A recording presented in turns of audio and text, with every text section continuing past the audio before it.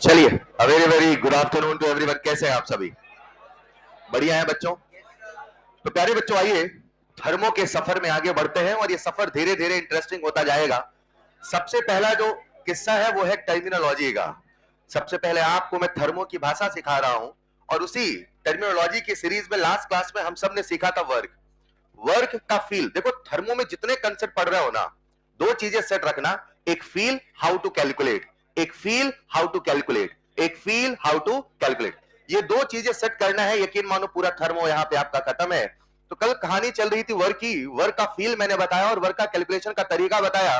W बराबर minus P external delta we. बोलो हाँ या ना? यहां तक कहानी हो गई थी। उसी सीरीज में एक सवाल मैंने आपको दिया था। कितने बच्चों ने होमवर्क अटेम्प्ट किया था? जिन लोगों ने नहीं किया उनको बता दो वो सवाल क्या है, जरा देखिएगा। 2 mole of an ideal gas. Please सब लोग देख लो। सवाल कुछ ऐसा था कि हमारे पास एक गैस है और उसका 2 मोल है, right? 2 mole of an ideal gas at STP condition. प्रश्न में एसटीपी कंडीशन बोला है, बहुत ध्यान सुनिएगा। I will not repeat again. मैं फिर दोहरा दूं, वर्क अपने आप एक बहुत बहुत बहुत इंपॉर्टेंट टॉपिक है और कई दफा पूरे थर्मो में केवल वर्क का ही सवाल आ जाता है। लास्ट ईयर उन्होंने केवल एक फॉर्मूला पूछ लिया था, डेल्टा एच बराबर डेल्टा यू प्लस डेल्टा एनजीआरटी। कभी वर्क आया है तो कभी और सवाल आए हैं, सारे डिस्कस करेंगे। तो वर्क बहुत इंपॉर्टेंट है, समझिएगा गलती कहां होती है। आज प्रश्न में कंडीशन कितनी गिवन है? एसटीपी। एसटीपी कंडीशन गिवन है तो आपको समझना पड़ेगा उसका अपना एक इनिशियल वॉल्यूम होगा। हमेशा इनिशियल कंडीशन एसटीपी हो कोई जरूरी नहीं है। कभी कभी सवाल बोलेगा 27 डिग्री सेल्सियस, कभी कभी सवाल बोलेगा 35 डिग्री सेल्सियस। अगर इसके अलावा कुछ और टेम्परेचर आएगा, अगर इसके अलावा कुछ और टेम्परेचर आएगा तो मेरे प्यारे बच्चों आप सबको पीवी इक्वल टू एनआरटी लगाकर वॉल्यूम निकालना पड़ेगा। आज हमें पता है कि ये एसटीपी कंडीशन पर है और आइडियल गैस है और अपने कंसेप्ट कहते हैं कि दुनिया की कोई भी गैस हो अगर एसटीपी कंडीशन पे है तो 1 मोल का वॉल्यूम 22.4 लीटर है, यानी 2 मोल का वॉल्यूम 44.8 लीटर है। इसका इनिशियल वॉल्यूम मेरे मन में तुरंत आ गया और अगर नहीं आया तो मैंने उस फॉर्मूले को लगा के निकाल लिया। अगर आज टेम्परेचर एसटीपी मतलब 0 डिग्री सेल्सियस नहीं कोई और है, 27 से 35 ऐसे सवाल भी आए हैं, तो फिर आपको पीवी बराबर एनआरटी से इनिशियल वॉल्यूम निकालना पड़ेगा। बच्चों आज इनिशियल वॉल्यूम कितना है? 44.8 लीटर। अब प्रश्न कहता है so that it's final volume becomes 2 times of the initial volume. हाँ या ना? इसका फाइनल वॉल्यूम इनिशियल वॉल्यूम का कितने गुना हो गया? 2। यानी कि जब इसमें एक्सपांशन होगा, एक्सपांशन होने के बाद जो नया वाला वॉल्यूम होगा इसका दुगना होगा, यानी 2 इंटू 44.8 लीटर होगा। एग्री? जब ये सारा कार्यक्रम चल रहा था तो मुझे बताओ बाहर का प्रेशर कितना था? एक्सटर्नल प्रेशर कितना था? 1 एटीएम। कितना था? क्या बाहर का प्रेशर हाफ एटीएम था? बाहर का प्रेशर था हाफ एटीएम। बोलो हाँ या ना? बाहर का प्रेशर कितना था? Half ATM. और कल मैंने कुछ ऐसा फील कराया था, अगर बाहर का प्रेशर 1 एटीएम हो गया, बहुत ध्यान सुनना, अगर तो ये सिस्टम अपने आप एक्सपांड होने वाला नहीं है। मैं ये नहीं कह रहा हूं एक्सपांशन हो नहीं सकता, मैं ये कहना चाहता हूं अगर अंदर का प्रेशर भी 1 एटीएम है, बाहर का प्रेशर भी 1 एटीएम है, तो सिस्टम अपने आप एक्सपांड होने वाला फिर मुझे उसे कराना पड़ेगा, मजबूर करना पड़ेगा। वो भी दिन आएगा। आज अभी सिस्टम अपने आप हो रहा है, यानी कि बाहर का प्रेशर कितना है? हाफ। तो क्या यहां से एक्सपांशन होगा?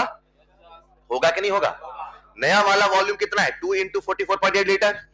आपने क्या निकालना था? वर्क। तो वर्क का एक ही फॉर्मूला आता है, W बराबर minus P external delta we. दूसरा कोई फॉर्मूला ही नहीं है। इसी से मैं सारे कंसेप्ट लूंगा अभी जितना आने वाला है। Minus P external delta we. क्या आज पी एक्सटर्नल माइनस हाफ दे रखा है? डेल्टा वी निकालोगे तो क्या 44.8 आएगा? माइनस करोगे। अब मुझे बताओ जब आपने सॉल्व किया तो आंसर आया होगा माइनस 22.4 लीटर एटीएम। रुको रुको, क्या यही वर्क डन होगा? शब्दों को सुनो, थर्मो की भाषा ही है, सबसे कठिन है और कुछ नहीं है। ये वर्क डन है। ये सवाल हमसे वर्क डन पूछा है कि work done by the system पूछा है? तो अगर सवाल हमसे पूछा सिस्टम ने कितना वर्क किया, हिंदी में बोल रहा हूं, सिस्टम ने कितना वर्क किया। तो दुनिया को आंसर साइन कन्वेंशन के साथ बताना पड़ेगा। सिस्टम ने वर्क -22.4 लीटर एटीएम किया। लेकिन अगर हमसे सवाल ने पूछा सिस्टम ने कितना वर्क किया, सिस्टम के द्वारा कितना वर्क हुआ, वो पूछ ही रहा है एक्सपेंशन वर्क, तो आंसर माइनस दोगे प्लस में, प्लस में। फंडा क्लियर है? प्रश्न में क्या पूछा था मैंने, work done by the system. तो पहला ऑप्शन ये टिक करोगे कि प्लस टिक करोगे, प्लस। मेरा जो आंसर होगा, क्योंकि उसने बाय द सिस्टम पूछा है, इसलिए मेरा आंसर प्लस 22.4 लीटर एटीएम होगा। क्या यहां तक सबको क्लियर है? एक बेहतरीन सवाल आपका वेट कर रहा, अगर समझ पाए हैं तो। मैंने कुछ नहीं सिखाया, बस एक फॉर्मूला सिखाया है और साइन कन्वेंशन बताया है और थोड़ा सा फील कराया है, -P external delta V। Done है बच्चों? क्लियर आ गया? आगे बढ़े। एक सवाल आपको करना है, राइट? अब इसी में एक बड़ा प्यारा सवाल आया था, बहुत पुराना है, लेकिन देखते हैं प्रोफाइल क्या है। आगे बढ़े, लिखना जरा। A sample of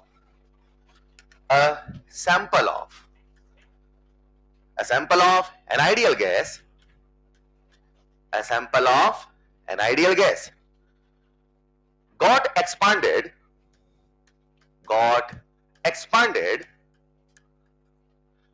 from 10 litre to 20 litre. आप देखिए बहुत कठिन न्यूमेरिकल नहीं आते नीट में, बस कंसेप्चुअली आएंगे। From 10 litre to 20 litre. अब एक्सपांशन हुआ है तो कोई जरूर ऊपर से ताकत लगी होगी, यानी कोई एक्सटर्नल प्रेशर रहा होगा, कोई एक्सटर्नल फोर्स रहा होगा, कोई एक्सटर्नल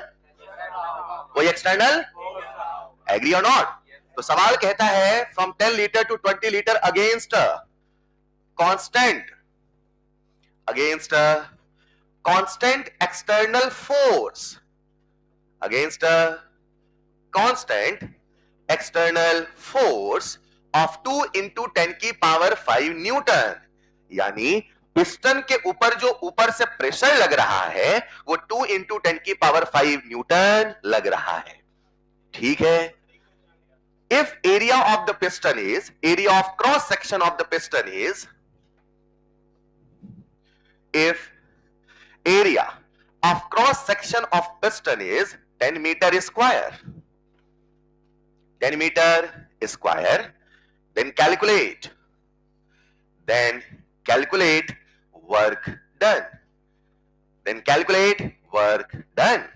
प्रश्न हमसे पूछा है वर्क डन बताइए। हां, जो ऑप्शन थे बच्चों वो ऑप्शन थे जूल में। किसमें थे? तो आपको जो आंसर देना है वो जूल में देना है। हां, इस सवाल को करने के लिए एक छोटा सा फिजिक्स का रिलेशन आपको याद होना चाहिए। 1 न्यूटन मीटर 1 जूल होता है, 1 न्यूटन मीटर 1 जूल होता है। शुरू हो जाइए बच्चों। सवाल में हमसे क्या पूछा है? वर्क के कितने फॉर्मूले आपको आते हैं? 1। मैं दूसरा फॉर्मूला आपको याद ही नहीं करने दूंगा, देखना सारी कहानी यहीं से चलेगी, -P एक्सटर्नल डेल्टा V, तो कंफ्यूजन नहीं होगा। सोचो क्या क्या पता, क्या क्या नहीं पता। आज प्रश्न में प्रेशर नहीं दिया है, प्रश्न में फोर्स दिया है। जब मैं कल वर्क पढ़ा रहा था सीधे फॉर्मूला बता के भी आपसे सवाल करा था, लेकिन फिर इस लेवल के सवाल नहीं कर पाते, इसीलिए पूरा डेरिवेशन बताया था। आराम से करिए, समय लीजिए, सॉल्व करिए। W बराबर -P एक्सटर्नल डेल्टा V। अरे P एक्सटर्नल तो दिया ही नहीं, फोर्स तो है, और हम सब इतना तो जानते हैं फिजिक्स से, प्रेशर यानी फोर्स अपॉन एरिया। हाँ या ना? शुरू हो जाइए। तो खेल खत्म है, यानी वर्क डन हो जाएगा minus force external upon area into delta V। Agree? बच्चों ये फिजिक्स नहीं है, केमिस्ट्री में सवाल चल रहा है। जब हम सारी वैल्यू को पुट करेंगे तो -F एक्सटर्नल 2 into 10 की power 5, area of cross section कितना है? 10 मीटर स्क्वायर, और डेल्टा V कितना है? 10। रुकना, कितने बच्चों ने ऐसे किया, उनका आंसर आया -2 into 10 पर 5। कितने बच्चों का आंसर ऐसे आया है? ये एग्जाम में आता है, यहां नहीं, एग्जाम में आता है। कितनों का आया? Raise your hand please. बताओ गड़बड़ है कि नहीं है? गड़बड़ कहां हुआ? आपका ध्यान नहीं गया। आज ये है मीटर, मुझे बताने दो बेटा। आज ये है मीटर स्क्वायर, क्या है ये? और ये है लीटर। आपने लीटर और मीटर स्क्वायर को कैंसिल कर दिया। कुछ कहते हैं सर हमने नंबर कैंसिल किया, यूनिट बचाया है, लेकिन तब उनका आंसर ये कैसे आया? क्या मेरी बात समझ पा रहे हैं? यहां पे आपने गलती क्या करी कि जब ये लीटर था और ये 10 मीटर स्क्वायर है तो नंबर कैंसिल कर सकते हैं, यूनिट कैंसिल नहीं कर सकते। आज आपको आंसर देना पड़ेगा जूल में, तो आपको यूनिट का ध्यान रखना पड़ेगा। तो प्यारे बच्चों, आपको इसे अच्छे समझाने के लिए मैं यहां यूनिट लिख देता हूं, यहां लिख देता हूं 10 मीटर स्क्वायर और यहां लिख देता हूं 10 लीटर। बताओ, नंबर तो कैंसिल होगा मगर यूनिट कैंसिल होने वाला। तो अब मुझे यूनिट का कुछ इंतजाम करना पड़ेगा, बोलो हाँ या ना। इसके लिए हम सबको एक छोटा सा रिलेशन याद होना चाहिए, बहुत प्रैक्टिकल सा रिलेशन, जो मूल कांसेप्ट में कई दफा बताता हूं। फिलहाल हमें लीटर और मीटर में रिलेशन याद होना चाहिए। कुछ बच्चों को याद होता है, कुछ बच्चों को नहीं याद होता। जिनको नहीं याद होता उनके लिए ऐसा सोचो, घरों में पानी की टंकी बनती है, बनती है, अरे बनती है। जो लोग पानी की टंकी बनाते हैं उनसे कह दो आपको इतने लीटर की टंकी चाहिए, बना के दे देंगे, बिना पानी भरे नाप के बता देंगे, जब पानी भरोगे उतना ही आएगा। नहीं समझे?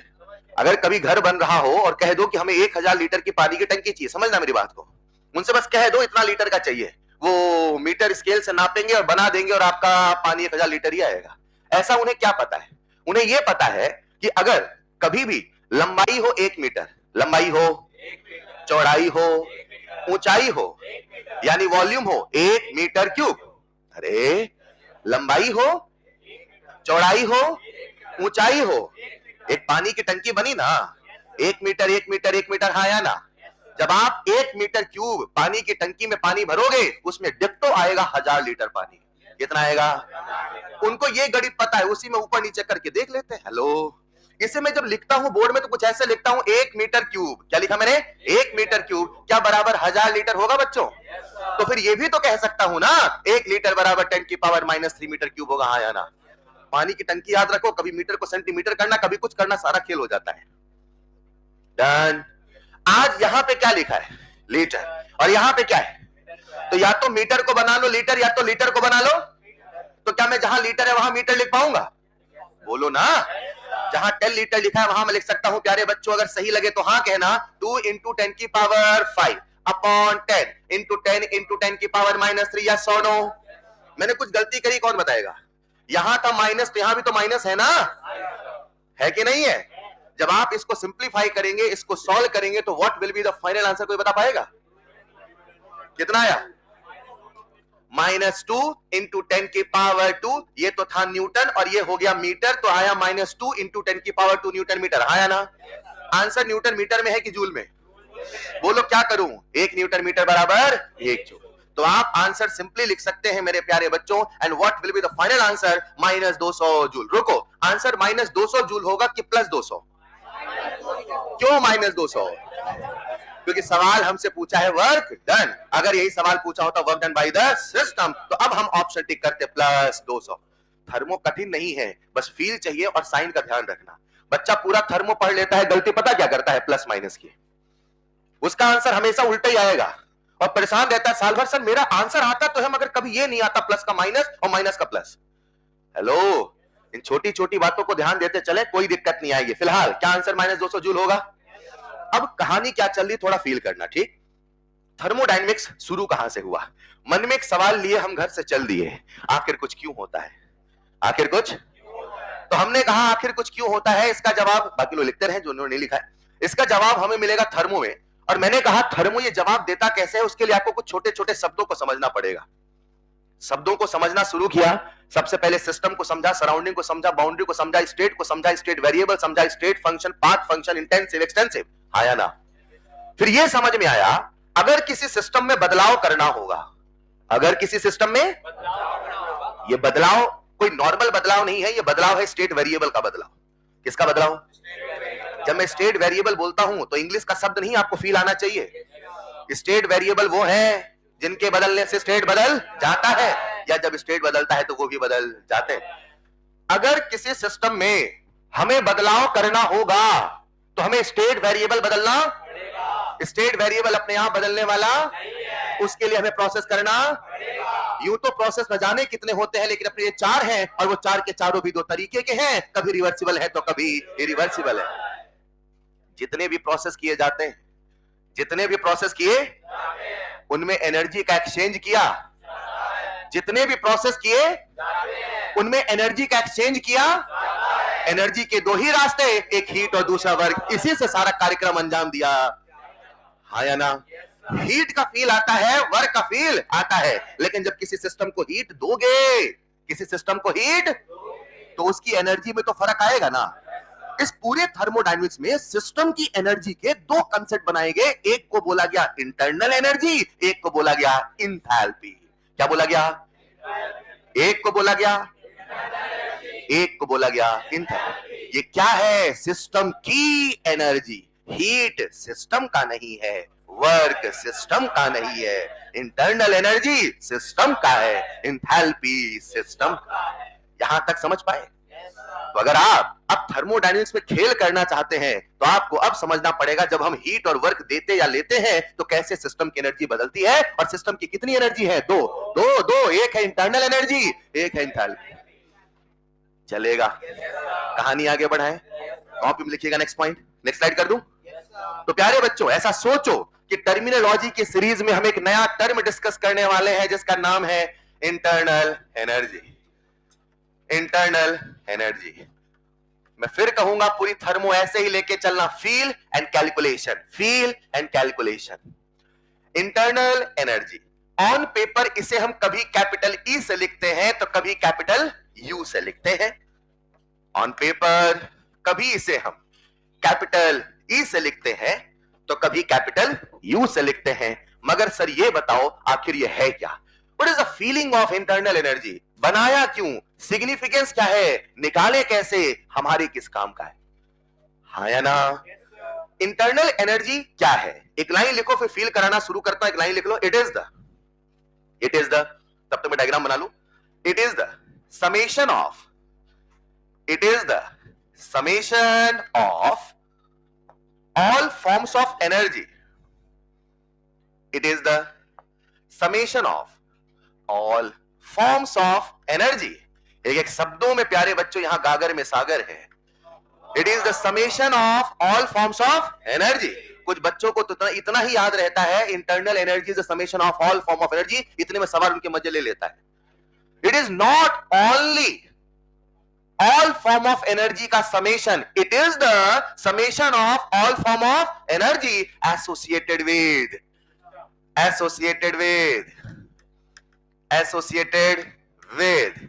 atoms and molecules. Atoms, अरे गलत, इतने अच्छे से पढ़ रहे थे, पल भर के मुझे लगा सारे के सारे टॉपर भी क्या शुरू कर दिया। सीरियस होके पढ़ते रहो, कुछ फील की बातें चल रही हैं। Associated with atoms and molecules of a system. Associated with atoms and molecules of a system. मैं क्या कहना चाहता हूं समझाता हूं। इमेजिन करते हैं प्यारे बच्चों, हम सब के सामने एक क्लोज सिस्टम है। इस क्लोज सिस्टम के अंदर एटम है, इस क्लोज सिस्टम के अंदर मॉलिक्यूल है। हाँ, जानते हो हमारा सिलेबस कभी गैसियस सिस्टम है तो कभी केमिकल रिएक्शन है। फील तो हम पूरी दुनिया में करते हैं थर्मो को, लेकिन जब पढ़ते हैं तो या तो गैसियस सिस्टम पढ़ते हैं या तो केमिकल रिएक्शन पढ़ते हैं। इमेजिन करते हैं सिस्टम है, मान लो इनके अंदर एटम है, इनके अंदर मॉलिक्यूल है। ये जो एटम मॉलिक्यूल है प्यारे बच्चों, क्या इनके अंदर अपनी काइनेटिक एनर्जी होगी? काइनेटिक एनर्जी में भी आप सबने ऐसा काइनेटिक थ्योरी ऑफ गैसेस में पढ़ा होगा, नहीं पढ़ा? पहले कभी सुना होगा। उनमें भी कभी ट्रांसलेटरी एनर्जी होती है तो कभी रोटेटरी एनर्जी होती है तो कभी वाइब्रेटरी एनर्जी होती है। अरे दुनिया वालों, डिग्री ऑफ फ्रीडम तो सुना होगा। आज इस सिस्टम के अंदर जो मॉलिक्यूल है उनके अंदर क्या काइनेटिक एनर्जी होगी? बोलो ना। क्या उनकी अपनी पोटेंशियल एनर्जी होगी? क्या उनकी अपनी न्यूक्लियर एनर्जी होगी? क्या उनका अपना इलेक्ट्रोस्टैटिक फोर्स ऑफ अट्रैक्शन होगा? न जाने और ऐसे क्या क्या होगा जो हमें पता या पता नहीं होगा। साइंस आज भी इवॉल्व हो रहा है। आज आपके सामने जो साइंस का रूप है वो अभी भी इवोल्यूशन में है, वो अभी भी इवॉल्व हो रहा है, वो फुल एंड फाइनल नहीं है। इसका साक्षात प्रमाण है, कोविड के पहले एक पार्टिकल की खोज हुई थी जिसका नाम था गॉड पार्टिकल, जिसे बोसॉन पार्टिकल के नाम से जाना जाता था। वो है क्या, वो क्या था और वो मैं बताना क्या चाहता हूं, रिलेट क्या कर रहा हूं, सुनिएगा। हम जब एटॉमिक स्ट्रक्चर पढ़ते हैं तो कहा जाता है किसी भी मैटर का सबसे छोटा हिस्सा आज से कई साल पहले माना जाता था एटम है। कौन है? लोग कई दफा अंधविश्वासों में ही वर्षों निकाल देते हैं, अंधविश्वासों में ही जिया करते थे। सबसे छोटा हिस्सा एटम है। आंखें खुली भैया, इलेक्ट्रॉन प्रोटॉन न्यूट्रॉन है। आंखें और खुली, पता चला क्वार्क है। पता चला वहां तक आंखें खुली थी, अभी उससे ज्यादा आंखें नहीं खुली थी। कोविड के पहले आंख खुली गई, बोले भैया क्वार्क से भी छोटा बोसॉन है। कौन है? बोसॉन। इसे ऐसे समझिए, आज दुनिया में जितनी भी चीजें हैं उनका अपना कहीं ना कहीं मैटर का मास है। हाँ या ना? Everything which is a matter, everything which is a must have some mass, everything which is a must have some. दुनिया में ये सवाल चलता रहा, ये मांस की उत्पत्ति होती कहां से है, ये मांस जन्म कहां से लेता है, ये चीजें आती कहां से हैं? तो खोज हुआ बोसॉन पार्टिकल। कौन सा पार्टिकल? मैं कहना क्या चाहता हूं, जब कोविड के पहले नहीं पता था तब भी तो दुनिया चली रही थी, तब भी तो रॉकेट बना ही रहे थे। अरे हाँ या ना? पता चल गया तो पता चल गया वो भी कोई चीज है। तो कहना क्या चाहता हूं, थर्मो कहता है इस सिस्टम से एसोसिएटेड एटम और मॉलिक्यूल जितने हैं उनकी अपनी एनर्जी होगी, कुछ आपको पता होगी तो कुछ आपको पता, उन सभी एनर्जी का जो समेशन है, उन सभी एनर्जी का जो समेशन है वही मेरे प्यारे बच्चों इंटरनल एनर्जी, बशर्ते वो सिस्टम का होना चाहिए, बशर्ते वो सिस्टम का होना चाहिए। अगर वो सिस्टम का नहीं तो इंटरनल एनर्जी का हिस्सेदार नहीं। इसे मैं कुछ ऐसे कहता हूं, जरा सुनिएगा। आज आप सबके सामने पानी की बोतल है, दिख रही है क्या? अरे दिख रही है क्या? इसमें भरा है पानी। क्या भरा है? क्या पानी के मॉलिक्यूल है? उनसे एसोसिएटेड जितनी भी एनर्जी है, जितनी भी, क्या वो सब के सब इंटरनल एनर्जी है? लेकिन इस पानी की बोतल में क्या ग्रेविटेशनल फोर्स लग रहा है? लग रहा है। क्या ग्रेविटेशनल फोर्स है तो ग्रेविटेशनल एनर्जी है, और ग्रेविटेशनल एनर्जी भी तो सिस्टम का हिस्सा है। तो क्या उसे इंटरनल एनर्जी मान लेना चाहिए? थर्मो कहता है नहीं, जो टेम्पररी है। क्या कहता है? जो छलावा है, सिस्टम का नहीं है, बस छलावा है, जो टेम्पररी है वो इंटरनल एनर्जी का हिस्सेदार नहीं है। जैसे ही ग्रेविटी खत्म, जैसे ही ग्रेविटी, वैसे ही ग्रेविटेशन एनर्जी, तो फिर सिस्टम का कहां हुआ? वो तो तब तक है जब तक की ग्रेविटेशनल एनर्जी है। तो इंटरनल एनर्जी में हर वो एनर्जी गिनी गई जो सिस्टम की थी, जो टेम्पररी थी, उसे इंटरनल एनर्जी का हिस्सा नहीं माना गया। इसे एक और उदाहरण से समझिए प्यारे बच्चों। इमेजिन करते हैं हम सबके सामने यहां पे एक छोटा सा बॉक्स है, सबको दिख रहा है क्या? इसमें भरी है गैस। क्या भरी है? और इस बॉक्स को हमने ट्रॉली में रख दिया। कहां रख दिया? कहां रखा? और अब ये ट्रॉली आ गया मोशन में। कहां आया? मैं फिजिक्स नहीं पढ़ा रहा हूं, इंटरनल एनर्जी का फील बता रहा हूं, ठीक? ये कहां आ चुका है? तो जब ये मोशन में आएगा तो क्या ये जो गैसेस के पार्टिकल है इनकी काइनेटिक एनर्जी बदलेगी, बढ़ेगी, घटेगी, व्हाटएवर, बदलेगी नहीं बदलेगी? तो क्या वो जो काइनेटिक एनर्जी नई वाली इसके मोशन से आई उसी गैसेस का इंटरनल एनर्जी मान लेना चाहिए? तो इंटरनल एनर्जी में हर वो कुछ है जो केवल सिस्टम का है, जो टेम्पररी है, गायब होते ही गायब हो जाए, वो इंटरनल एनर्जी नहीं है। मैंने क्या बोला समझे? It is the summation of all forms of energy associated with atoms and molecules of a system. बशर्ते वो सिस्टम का होना चाहिए, टेम्पररी नहीं, परमानेंट होना चाहिए, टेम्पररी नहीं, परमानेंट होना चाहिए। Is this clear? तो कॉपी में लिखना, जरा जैसा लिखा है उसमें लिखना। What, जैसा बोर्ड में लिखा लिखते चले, what not included in internal energy। तो सवाल घुमाता है कि क्या हर एनर्जी का समेशन है? हां, हर एनर्जी का समेशन है, बशर्ते वो सिस्टम का होना चाहिए। What not included in internal energy, यहां पे एक लाइन लिख लेना, what not included internal energy. तो याद रखना प्यारे बच्चों, इंटरनल एनर्जी में सिस्टम की सभी एनर्जी का समेशन है। बाहर से एनर्जी भी तब मानी जाएगी जब वो परमानेंट इफेक्ट डाल पाएगी। अगर परमानेंट इफेक्ट नहीं तो वो इंटरनल एनर्जी में काउंट नहीं है। लिखना, what not included in internal energy, एक बादल बना के लिख लेना। एक्सटर्नल फैक्टर, एक्सटर्नल फैक्टर से टेम्पररी इफेक्ट, एक्सटर्नल फैक्टर से टेम्पररी इफेक्ट इंटरनल एनर्जी में काउंट नहीं होगा। एक्सटर्नल फैक्टर से टेम्पररी इफेक्ट इंटरनल एनर्जी में काउंट नहीं होगा। मेरी भाषा में कहूं तो केवल वही होगा जो सिस्टम का परमानेंटली होगा। छलावा है ग्रेविटी, ग्रेविटी गायब होते ही ग्रेविटेशन एनर्जी गायब, यानी वो कभी भी इंटरनल एनर्जी का हिस्सा नहीं है। क्या समझ पाए? क्या समझ पाए? एक लाइन में बोलो, इंटरनल एनर्जी किसकी एनर्जी है? सिस्टम की। तो किसके कारण है? सिस्टम के कारण। अगर बाहर से कभी कोई एनर्जी आए तो उसे इंटरनल एनर्जी मानोगे? तब मानेंगे जब वो परमानेंट है। अगर वो टेम्पररी है तो इंटरनल एनर्जी नहीं है। Is this clear?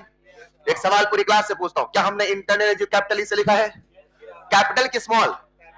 तो state function part function, state function part function लिखिएगा। नेक्स्ट पॉइंट बना के लिखते चलना जल्दी जल्दी। तो इंटरनल एनर्जी जो किसी सिस्टम की एनर्जी है, हाँ, associated with all atoms and molecule, वो अपने आप में कैसा फंक्शन है? State function. तो लिखिएगा नेक्स्ट पॉइंट, स्टेट फंक्शन। बच्चों एक सवाल पूरी क्लास से पूछना चाहता हूं, पूछ लो क्या? अगर एक ही एटम है, अगर, तो क्या उसकी अपनी इंटरनल एनर्जी होगी? 2 है तो, 3 है तो, 100 है तो, जैसे जैसे एटम मॉलिक्यूल बढ़ेंगे वैसे वैसे इंटरनल एनर्जी बढ़ेगी घटेगी? तो मात्रा के बढ़ने से इंटरनल एनर्जी बढ़ा कि घटा? तो मात्रा के बढ़ने से बढ़ा। तो बताओ वो एक्सटेंसिव है कि इंटेंसिव है? कैसा है? लिखिएगा नेक्स्ट पॉइंट, एक्सटेंसिव। एक्सटेंसिव है क्योंकि वो सिस्टम का है, और अगर सिस्टम का नहीं तो ना तो एक्सटेंसिव है ना तो इंटेंसिव है। एग्री और नॉट? लिख लेना एक्सटेंसिव प्रॉपर्टी। Extensive property. बच्चों अगर ये एक्सटेंसिव प्रॉपर्टी है तो बताओ इसमें अलजेब्रा का नियम चलेगा नहीं चलेगा? लिख लेना algebraic laws applicable, algebraic laws applicable, algebraic laws applicable. बच्चों जैसा मैं आपसे कहता हूं हमारा सिलेबस है आइडियल गैस। कौन सी गैस है? आओ थोड़ा आइडियल गैस को फील करते। जब मैं आपसे आइडियल गैस कहता हूं, कौन सी गैस, तो आपके मन में कुछ ख्याल आता है क्या? क्या ख्याल आता है? एक मिनट, आइडियल गैस कैसी होती है? जो नहीं होती है वही आइडियल होती है। जो केवल ख्यालों में है, जो केवल विचारों में है, जो कंसेप्ट है, जो थॉट है, वही आइडियल है। उस बॉटल में गैस भरी है वो आइडियल नहीं है। उस बॉटल में कुछ नहीं भरा, मैंने कहा गैस भरा, वही आइडियल है। नहीं समझे? कभी आपने सुना हो ऐसा कहते हैं ना, कार है जो उड़ती है? आज तक कभी देखी नहीं होगी क्योंकि वो केवल कंप्यूटर में ख्यालों में है। वो कंसेप्ट कार है। कैसी कार है? कंसेप्ट। एक कंसेप्ट बाइक है, बस वो केवल डिजाइन है, थॉट है, वो अभी जमी पुतरा नहीं है। In the same way gases को समझने के लिए लोगों ने गैस बनाया जिसका नाम रखा आइडियल गैस। क्या नाम रखा?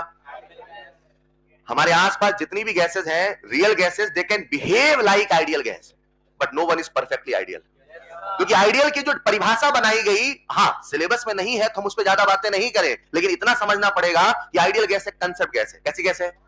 और ऐसा आपको काइनेटिक थ्योरी ऑफ गैसेस जो पढ़ाया जाता है कि अगर हमारे सामने आइडियल गैस है, जरा सुनिएगा प्यारे बच्चों, कहां पढ़ाते हैं काइनेटिक थ्योरी ऑफ? केटीजी। चलेगा? अगर हमारे सामने आइडियल गैस है, कौन सी गैस है? तो इससे एसोसिएटेड काइनेटिक एनर्जी है, इससे एसोसिएटेड पोटेंशियल एनर्जी है, मगर आइडियल गैस की पोटेंशियल एनर्जी होती है 0। इसका फील मैं नहीं बताऊंगा, कहां पढ़ते हैं? फिजिक्स में। चलेगा? अभी जो कह रहा हूं सुनना। मान लो एक सिस्टम है, मान लो अंदर आइडियल गैस भरी है। कौन सी गैस है? तो क्या उसकी अपनी काइनेटिक एनर्जी, उसकी अपनी पोटेंशियल एनर्जी होगी? पोटेंशियल एनर्जी 0 होगी तो कौन सी एनर्जी बची? और उसी चैप्टर में पढ़ाते हैं for an ideal gas kinetic energy is the function of temperature only. Is the function of temperature. Temperature बदलेगा तो काइनेटिक एनर्जी। ये कौन सी गैस है? ये रियल गैस। ये कौन सी गैस है? आइडियल। और आइडियल गैस की जो एनर्जी है वो केवल केवल केवल काइनेटिक एनर्जी है, और कोई एनर्जी न्यूक्लियर नहीं है, ट्रांसलेटरी, फलाना ढिमकाना, इलेक्ट्रोस्टैटिक फोर्स ऑफ अट्रैक्शन, कुछ भी, ओनली एंड ओनली। और kinetic energy the function of.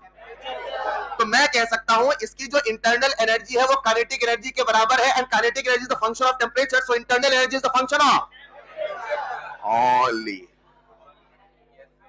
नहीं समझे? अगर कोई आइडियल गैस है, अगर कोई, तो क्या उसकी इंटरनल एनर्जी केवल टेंपरेचर का फंक्शन होगी? अगर टेंपरेचर नहीं बदला, अगर टेंपरेचर नहीं तो काइनेटिक एनर्जी नहीं, तो चेंज आने वाला, तो डेल्टा यू में भी चेंज आने वाला, तो चेंज नहीं आएगा तो क्या 0 आएगा? एक लाइन बोलता समझ में आया तो हाँ कहना, कह दूं क्या? आप सबने प्रोसेस पढ़े, आइसोथर्मल, आइसोकोरिक, क्या सबको आइसोथर्मल याद है? What is the definition of isothermal? बहुत बढ़िया, temperature remains constant through out the process. अगर टेम्परेचर कांस्टेंट है तो क्या आइसोथर्मल है? In any ideal gas, in any, अगर आइसोथर्मल प्रोसेस किया जाएगा, अगर आइसोथर्मल प्रोसेस किया जाएगा तो इंटरनल एनर्जी में चेंज नहीं आएगा। इंटरनल एनर्जी 0 नहीं है, इंटरनल एनर्जी में चेंज 0 है। बहुत ध्यान से सवाल पढ़ना, इसी में खेल करता है। इंटरनल एनर्जी 0, इंटरनल एनर्जी में चेंज 0। लिखिएगा next point for ideal gas. लिखते चलो, जैसा लिखा है छापा मार खेलते चलिए। फॉर आइडियल गैस, तो अगर कोई आइडियल गैस है और उसमें आइसोथर्मल प्रोसेस हुआ है, तो आइसोथर्मल प्रोसेस यानी टेम्परेचर कांस्टेंट, उसका डेल्टा यू कितना होगा? 0। याद रखना, सबके लिए नहीं, ओनली फॉर आइडियल गैस। मैं कितना भी चिल्ला लूं, कितना भी बोल लूं, ओनली फॉर आइडियल गैस, बच्चा गलत करके आता है, क्योंकि सवाल उसके सामने रूप बदल के आता है। एक बच्चा रट के जाता है, आइडियल आएगा, आइसोथर्मल आएगा तो डेल्टा यू बराबर 0, और एक बच्चा रट के जाता है आइसोथर्मल आएगा तो डेल्टा यू बराबर 0। एक बच्चा रट के जाता है आइसोथर्मल आएगा तो डेल्टा यू बराबर, हेलो, एग्जाम में सवाल भी आता है, आइसोथर्मल भी लिखा आता है, एग्जाम में सवाल भी आता है, आइसोथर्मल भी लिखा, और आपसे पूछता है कि बताओ डेल्टा यू 0 होगा कि नहीं होगा, बच्चे ने तुरंत टिक किया 0 होगा। केवल 0 कहां होगा? जल्दबाजी में सवाल मत करना, सवाल पहले ढंग से पढ़ना। शर्तों का ही खेल है, छोटी छोटी बातों का ही खेल है। Is this clear? एक एक लाइन के सवाल होते हैं, निगेटिव होते हैं क्योंकि आपने पूरा नहीं पढ़ा। मैं फिर से अपनी बात को दोहराता हूं, आइसोथर्मल प्रोसेस में डेल्टा यू 0 है for any gas, for ideal gas. नीचे लिखना कहीं साइड में, पहुंच गए यहां तक? थोड़ा जो जल्दी लिख लेते आप तो मजे आ जाता। लिखो, this is not valid for, लिखो लिखो, this is not valid for real gases. ये रियल गैसेस के लिए वैलिड नहीं है, ये रियल गैसेस के लिए वैलिड नहीं है। मजा तो अब आने वाला है, जरा सुनिएगा। ये रियल गैसेस के लिए वैलिड नहीं है। मैं क्या कहने वाला हूं जरा सुनिएगा बच्चों। इमेजिन करते हैं हम सब के सामने एक आइडियल गैस सिस्टम है। कैसा सिस्टम है? चलो, अगर आइडियल गैस सिस्टम है तो क्या इसकी अपनी इंटरनल एनर्जी होगी जो कि काइनेटिक एनर्जी के बराबर? बोलो ना। अगर ये आइडियल गैस है तो इसकी अपनी इंटरनल एनर्जी होगी जो कि काइनेटिक एनर्जी के बराबर होगी, जो कि टेम्परेचर का फंक्शन होगी। टेम्परेचर बढ़ेगा, टेम्परेचर तो काइनेटिक एनर्जी, तो इंटरनल एनर्जी, तो delta U change in internal energy, final minus initial, positive की नेगेटिव? पॉजिटिव। उल्टा सोचो, इंटरनल एनर्जी बढ़ गया, उल्टा सोचो, इंटरनल एनर्जी, अंदर की ताकत, तो बताओ टेम्परेचर ज्यादा की कम? Heating effect, cooling effect? Temperature ज्यादा, हीटिंग इफेक्ट, हाँ या ना? इन द सेम वे अगर कभी टेम्परेचर घट गया तो काइनेटिक एनर्जी, तो इंटरनल एनर्जी, तो delta U less than internal energy negative, मतलब 0 से छोटा, मतलब फाइनल वाला इनिशियल से कम, यानी टेम्परेचर है कम। नहीं समझे? ओनली फॉर, लिख लो जरा नेक्स्ट पॉइंट। तो अगर कोई आइडियल गैस है, हम इंटरनल एनर्जी में डिफरेंस देख के ये भी बता देंगे टेम्परेचर बढ़ा है कि टेम्परेचर घटा है। सवाल अभी कराता हूं कुछ देर में, लिख लिया होगा। एक बच्चा रट के जाता है, आइसोथर्मल आएगा तो डेल्टा यू बराबर 0 करके आऊंगा। आइसोथर्मल आएगा तो डेल्टा यू बराबर 0 करके, एक बच्चे का नहीं नहीं सर, आइसोथर्मल आएगा, आइडियल गैस आएगा तो ही डेल्टा यू बराबर 0 करके, बोलो ना। एग्जाम में सवाल भी आता है, आइसोथर्मल भी आता है, आइडियल गैस भी आता है, मगर उसके सामने कुछ ऐसे लिखा था, डेल ई ए। डेल क्या होता है? क्या बात है, कितना बड़ा चेंज। सवाल कुछ ऐसे लिखा था, del E upon del V, del E upon, इसे कैसे पढ़ोगे? चेंज इन इंटरनल, ई क्या है, यू क्या है?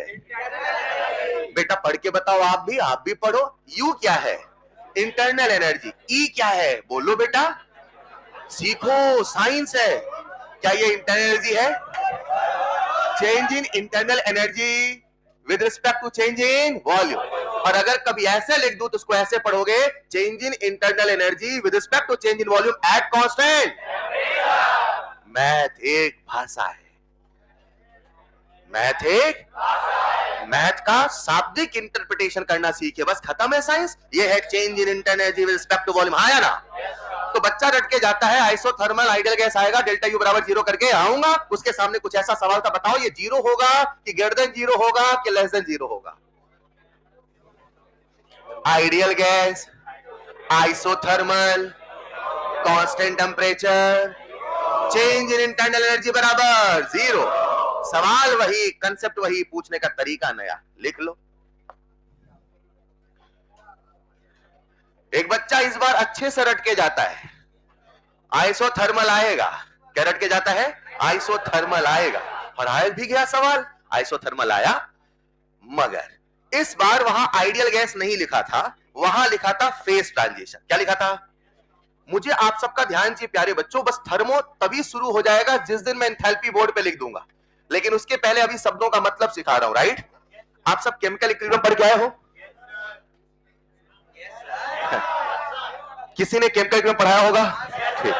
तो इक्विलिब्रियम में आप सबने लॉकअप पढ़ा था, chemical reaction, physical reaction, solid liquid gas, solid से लिक्विड, लिक्विड से गैस, गैस, याद आ रहा है? चलो, जब भी कभी फेज ट्रांजिशन होता है, मेरे शब्दों को सुनना बड़ा चौंकाने वाला लगे, बात बहुत छोटी है, जब भी कभी लेट्स इमेजिन मेल्टिंग।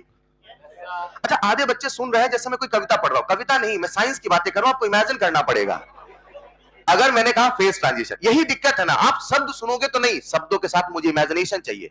मैंने बोला फेज ट्रांजिशन, क्या चाहिए? एक फेज ट्रांजिशन ले लो, बॉइलिंग, लिक्विड से गैस। क्या फेज ट्रांजिशन है तो इक्विलिब्रियम है? दुनिया के जितने भी फेज ट्रांजिशन होते हैं सारे कांस्टेंट टेंपरेचर, कांस्टेंट प्रेशर पे होते हैं। All phase transitions are isothermal. All phase transitions are isothermal. Phase transition का मतलब ही है जो कांस्टेंट टेंपरेचर, कांस्टेंट प्रेशर पे है। All phase transitions are isothermal. मजेदार ये नहीं, मजेदार ये है, जितनी रिएक्शंस कराते हो ना, केमिकल रिएक्शन, वो सब भी एक कांस्टेंट टेंपरेचर पे होती है।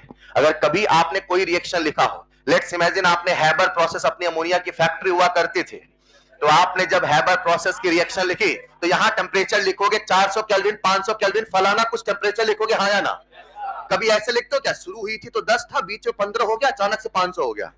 The whole reaction performed at a constant temperature, हाँ या ना? तो जितनी भी केमिकल रिएक्शन होती है वो सबकी सब आपस में कैसी है? आइसोथर्मल का मतलब क्या है?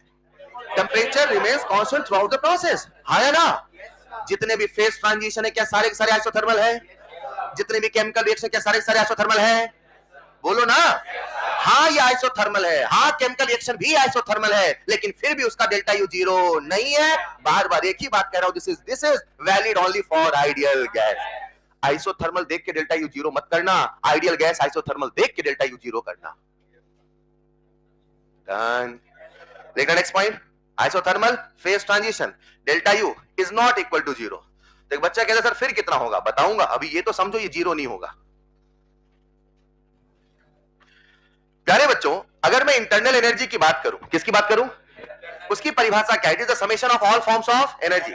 परिभाषा सुन क्या लग रहा है? ये बहुत सिंपल है, बहुत कॉम्प्लेक्स है। It is the summation of all forms of whether you can measure और यू कैन नॉट मेजर। एक सवाल पूछता हूं, जब उसमें कुछ ऐसी भी एनर्जी है जिसका हमें पता ही नहीं है, तो उसे मेजर करना आसान है कि मुश्किल है? यू कैन मेजर ई और नॉट। जिस प्रकार से डेफिनेशन बनाई गई उस प्रकार से हम ई को मेजर करने वाले, मगर ये थर्मो का जादू है कि हम ई मेजर नहीं करते, मगर क्या मेजर करते? Delta E. लिखना नेक्स्ट पॉइंट, आगे बढ़ूं। Next point, absolute value of E, absolute value of E can not be measured. Absolute value of E can not be measured. हम इंटरनल एनर्जी की एब्सोल्यूट वैल्यू तो नहीं निकाल सकते, but we can measure, we can measure delta E. मैं कभी लिखता हूं ई, कभी लिखता हूं यू, कोई दिक्कत तो नहीं, आदत पड़ जाए, but we can measure delta E.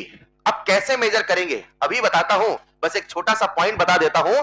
Delta E को मेजर करने के लिए हम एक बहुत ही जादुई इंस्ट्रूमेंट का प्रयोग करेंगे जिसका नाम होगा बॉम्ब कैलोरीमीटर।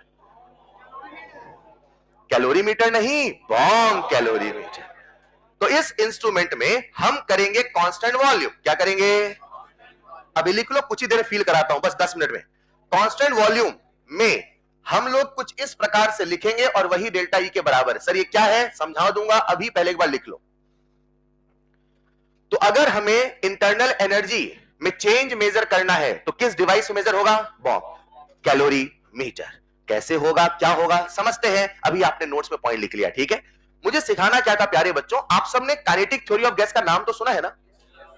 चैप्टर का नाम सुना है, पढ़ा होगा, पढ़ोगे, व्हाटएवर, ठीक। उसमें आपसे कहा जाता है आइडियल मोनो एटॉमिक गैस, सुना है क्या? अब बच्चा मुझसे केटीजी पढ़ने के बाद एक डाउट पूछता है, वो कहता है sir ideal mono atomic gas का ऐसा हमें पढ़ाया जाता है। ए मोनो एटॉमिक तो सुना है ना बेटा? सुना है ना? केटीजी हुआ कि नहीं हुआ अभी? तो बस सत्य मान लेना कुछ ही देर में, ठीक है, मान लेना सत्य, मान लोगे क्या? तो बच्चा मुझसे कहता है सर आइडियल मोनोटॉमिक गैस का ऐसा हमें पढ़ाया जाता है, काइनेटिक एनर्जी निकालने का फॉर्मूला पढ़ाया जाता है, और उनको काइनेटिक एनर्जी निकालने का जो फॉर्मूला पढ़ाते हैं प्यारे बच्चों वो होता है 3/2RT। क्या होता है? तो बच्चा मुझसे क्या कहता है सर आइडियल मोनोटॉमिक गैस है, मैंने कहा उसकी काइनेटिक फॉर्मूला ये है, मैंने कहा, और आप कह रहे हो कि अगर कोई आइडियल गैस है तो उसका जो इंटरनल एनर्जी है वही के के बराबर है, मतलब इसका जो इंटरनल एनर्जी है उसका फॉर्मूला है 3/2RT। तो बच्चा मुझसे कह रहा है सर आप ऐसा क्यों कह रहे हो, ई कैन नॉट बी मेजर्ड, मैं मेजर करके बता तो रहा हूं, मैंने लाइन लिखवाया ना ई कैन नॉट बी मेजर्ड। तो बच्चा मुझसे कहता है सर मैं मेजर करके बता तो रहा हूं, मैंने कहा किसका मेजर किया? मैंने कहा आइडियल गैस कहां मिलती है? ख्यालों में, तो ये कहां मिला है? मगर ये कहां है?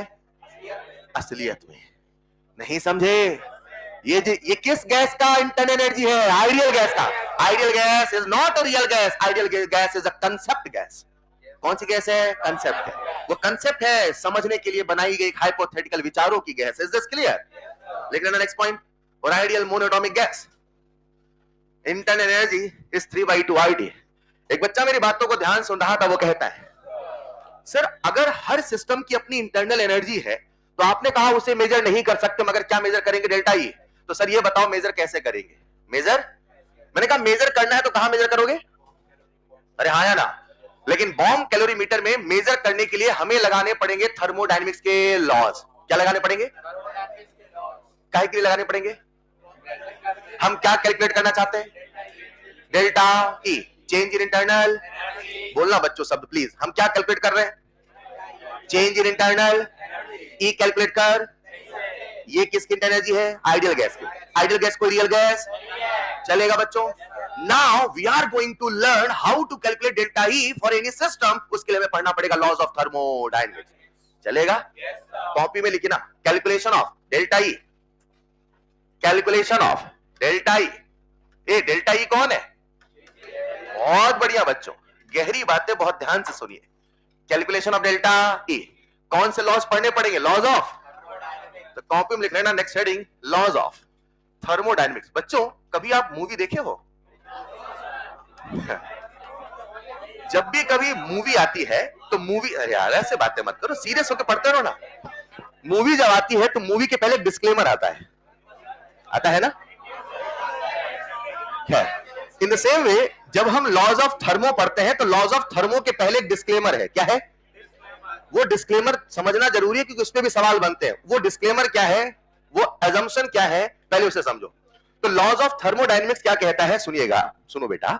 लॉज ऑफ थर्मोडायनेमिक्स क्या कहता है? जितने भी लॉज हैं, जितने भी लॉ मतलब नियम, कानून, है या ना? यस और नो?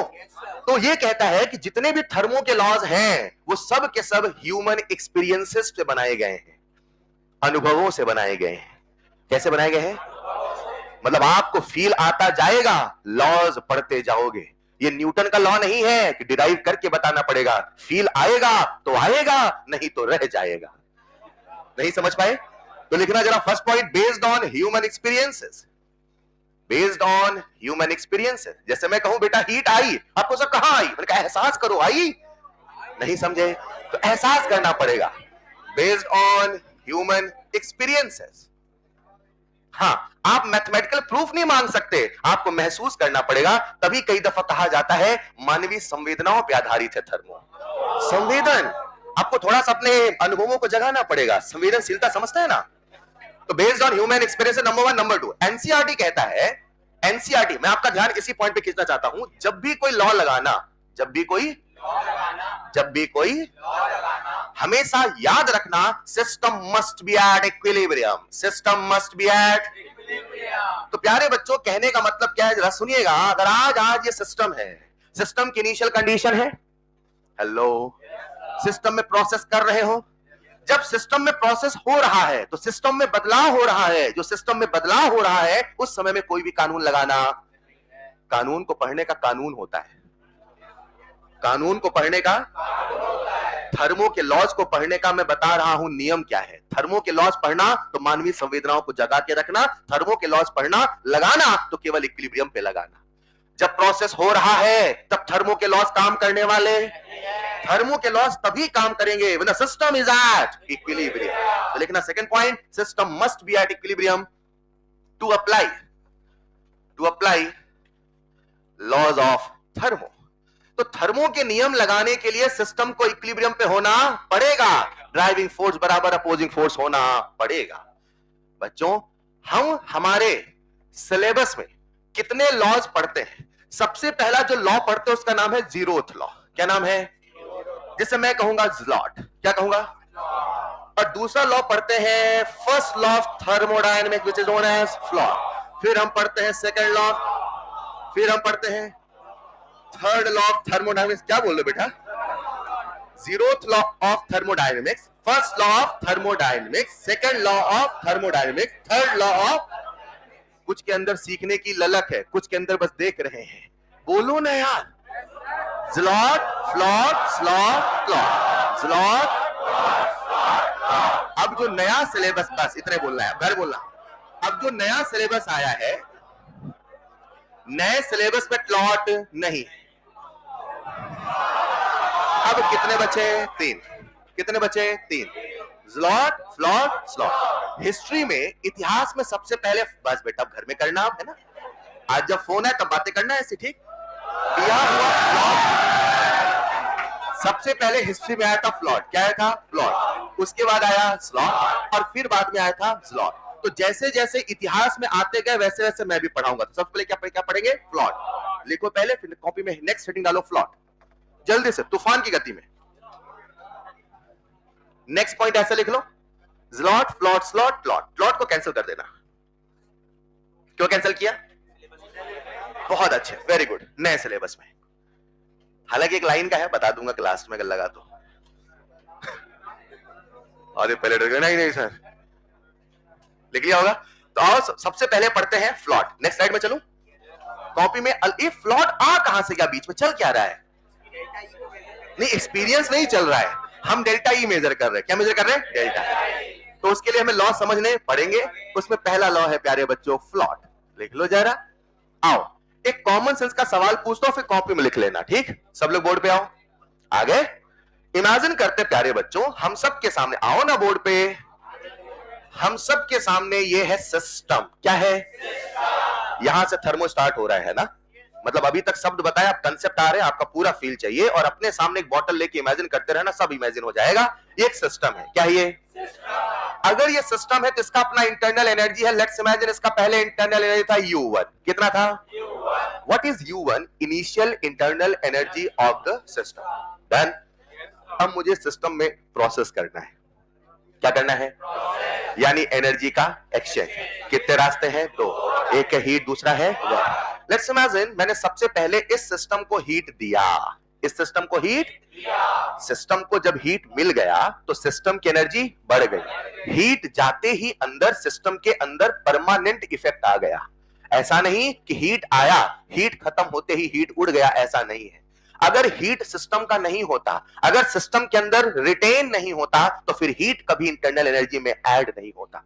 हीट जैसे ही गया, बाउंड्री को क्रॉस करके सिस्टम के अंदर पहुंचा, वो सिस्टम का परमानेंट हिस्सा बन गया. That's why this will also be calculated in internal energy. जो सिस्टम का नहीं वो इंटरनल एनर्जी नहीं. जो टेम्पररी इफेक्ट लाता है वो भी इंटरनल एनर्जी में हिस्सेदारी नहीं है. आपने जब हीट दिया तो प्यारे बच्चों क्या इसकी इंटरनल एनर्जी U1 से U1 प्लस Q हो चुकी है? एनर्जी तो जोड़ सकते हैं ना. एक्सटेंसिव है, इंटेंसिव है? एक्सटेंसिव. बोलो ना. अब आपने एनर्जी का दूसरा रास्ता अपनाया, वर्क. कितने रास्ते हैं? एक है हीट, दूसरा है. जैसे आपने सिस्टम में किया वर्क, सिस्टम में किया, एरो समझ रहे हो ना? On the system, by the system. तो क्या सिस्टम की एनर्जी बढ़ जाएगी? अब होगी U1 plus Q plus W. Done. Energy will give a new energy, and this is the permanent energy. So that's why this will be the new internal energy.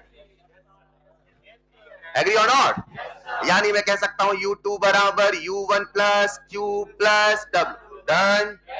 यानी मैं कह सकता हूं U2 minus U1, U2 minus final minus delta U. बराबर Q plus W। ये जो आपके सामने है प्यारे बच्चों, यही है फ्लॉट। क्या है? कोई सबूत दूं क्या? मैथमेटिकल प्रूफ दूं क्या? बोलो बेटा, प्रूफ करके बताऊं? फील करके बताओ।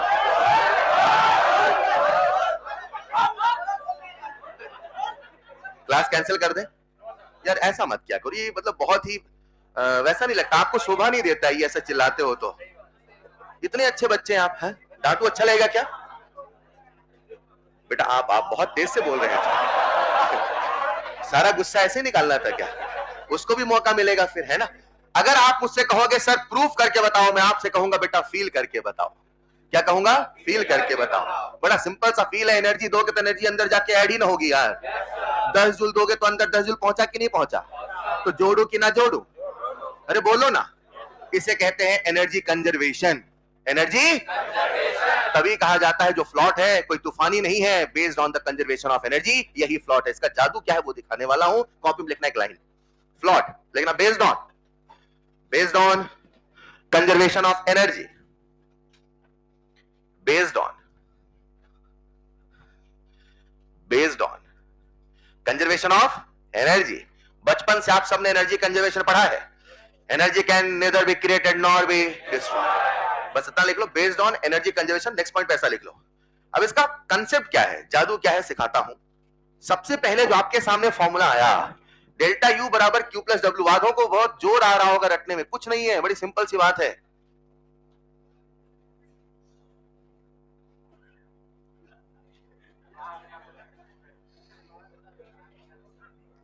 डेल्टा यू बराबर क्यू प्लस डब्ल्यू। चलो कुछ एक छोटे छोटे सवाल आपसे पूछता हूं, सब लोग पहले बोर्ड में आना। नेक्स्ट स्लाइड में चलूं? कुछ नहीं करना, जोड़ के लिख दो खुद से। अच्छा यार, इतना सिंपल सा लॉ है, मगर इस लॉ से क्या क्या होने वाला जरा देखना। बिना गैस पे रखे भी पानी उबाला जा सकता है, just with the help of this law. Delta U बराबर क्यू प्लस डब्ल्यू। आओ इसे थोड़ा सा डिटेल में समझते हैं। नेक्स्ट स्लाइड में चलता हूं, चलूं? आओ जरा सब लोग बोर्ड पे आना, पहले बोर्ड पे आ जाओ। इमेजिन करते हैं मेरे पास एक सिस्टम है। क्या है ये? जो पूछो बताना, ठीक? इधर एरो है मतलब सिस्टम को मिला, इधर एरो है मतलब सिस्टम से गया। मैंने क्यू ऐसे बनाया तो सिस्टम को मिला कि सिस्टम से गया? I will not repeat again, याद रखिएगा ना, क्लास के बाहर ही डाउट बताऊंगा। हीट मिला, सिस्टम को गया, मिला। एरो बाहर है मतलब गया। ये समझ गए? सिस्टम को मिला तो प्लस, सिस्टम से गया तो माइनस। यही केमिकल थर्मो है, सिस्टम का हमेशा फायदा देखना है।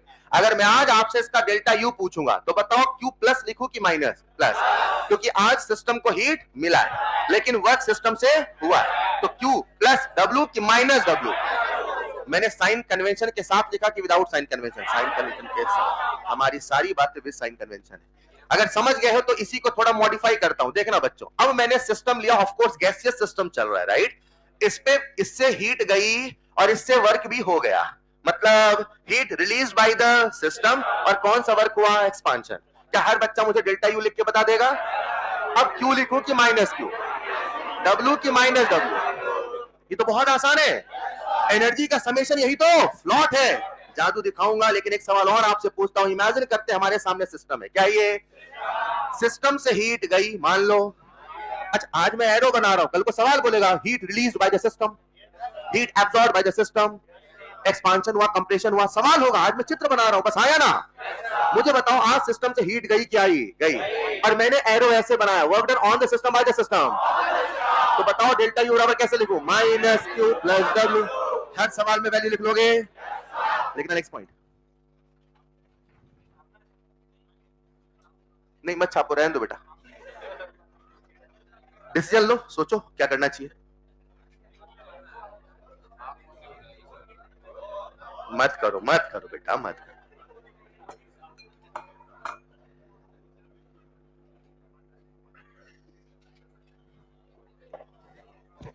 तो आओ इस कहानी को कुछ छोटे छोटे सवालों के माध्यम से करते हैं आत्मसात। बड़ी सिंपल सी कहानी है। डेल्टा यू बराबर क्यू प्लस डब्ल्यू। आने वाला जाने वाला दोनों का हिसाब ही तो रखना है। इधर से भी आया उधर से भी आया प्लस, इधर से आया उधर गया तो एक प्लस एक माइनस। अरे हिसाब ही तो रखना है एनर्जी का, यही फ्लॉट है। नहीं समझे?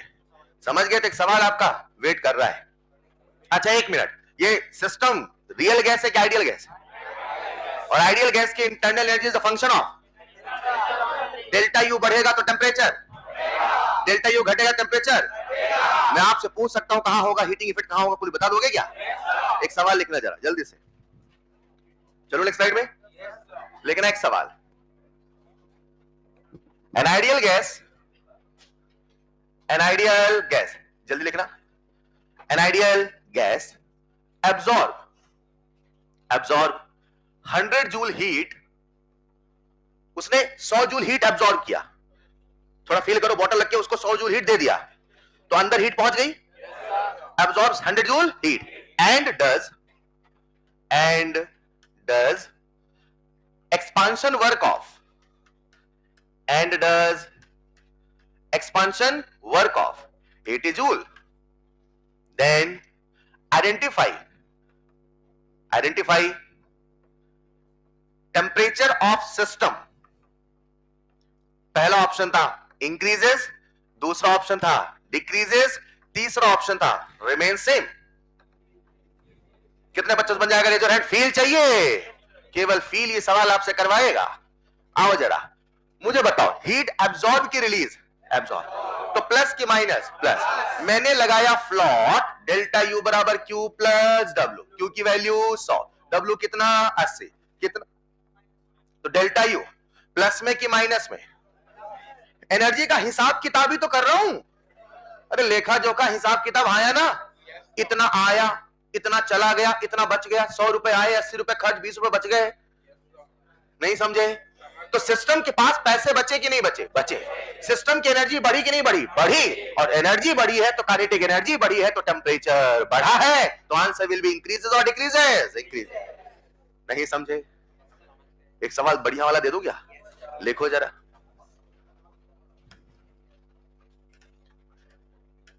A sample of an ideal gas, a sample of an ideal gas, थोड़ा जल्दी लिखेंगे, absorb 100 calorie heat, absorb 100 calorie heat and does expansion work of, and does expansion work of,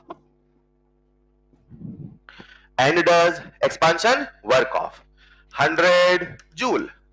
Then calculate change in internal energy. Internal energy नहीं, change in internal energy. कुछ बच्चों का तुरंत answer आया 0, पहला ऑप्शन भी यही होगा 0। फिर कहोगे थर्मो पूरा पढ़ा था गलत हो गया, यूनिट भी तो देखो ना लाला। अरे फ्लॉट लगाओ, डेल्टा यू बराबर क्यू प्लस डब्ल्यू, क्यू की वैल्यू 100, डब्ल्यू की वैल्यू -100। ये मैंने कैसे लिखा -100? ये कहां लिखा है माइनस, कहां लिखा है? Expansion bye the system. सबको फील आ रहा है? खर्च हो गया, खर्च है तो माइनस, आया है तो प्लस, खर्च है तो माइनस, आया है तो प्लस। इससे दुनिया में इससे सिंपल हिसाब कहां है? खर्च है तो माइनस, आया है तो प्लस। यही तो घर में करते हो पैसे में, आया ना? आइए जरा, अब मैंने कुछ गड़बड़ किया है, कौन बताएगा? हाँ सर, यूनिट भी देखना है अपने को, आंख बंद करके सवाल नहीं करना है। तो क्यू कितना है? 100 कैलोरी। ये भी है जूल, तो उसे भी कन्वर्ट कर लूं जूल में, तो 100 कैलोरी 420 जूल। बोलो ना यार, -100 है ना? Answer is 320 joule. रुको, डेल्टा यू बढ़ा है कि घटा है? सिस्टम की एनर्जी बढ़ी है घटी है? Heating effect, cooling effect, temperature बढ़ेगा घटेगा? काइनेटिक एनर्जी बढ़ा है घटा है? छुटपुटिया सवाल, अरे कर लोगे ना? नहीं कर लोगे? अब वो सवाल दे जो मैं देने वाला था, देखता हूं कौन कर पाता है। लिखो जरा, लिखिए जल्दी से। A sample of an ideal gas, a sample of an ideal gas, तसल्ली से पढ़ो, बढ़िया से पढ़ो। A sample of an ideal gas absorb 100 calorie heat, absorb मतलब मिला, absorb 100 calorie heat, and because of this,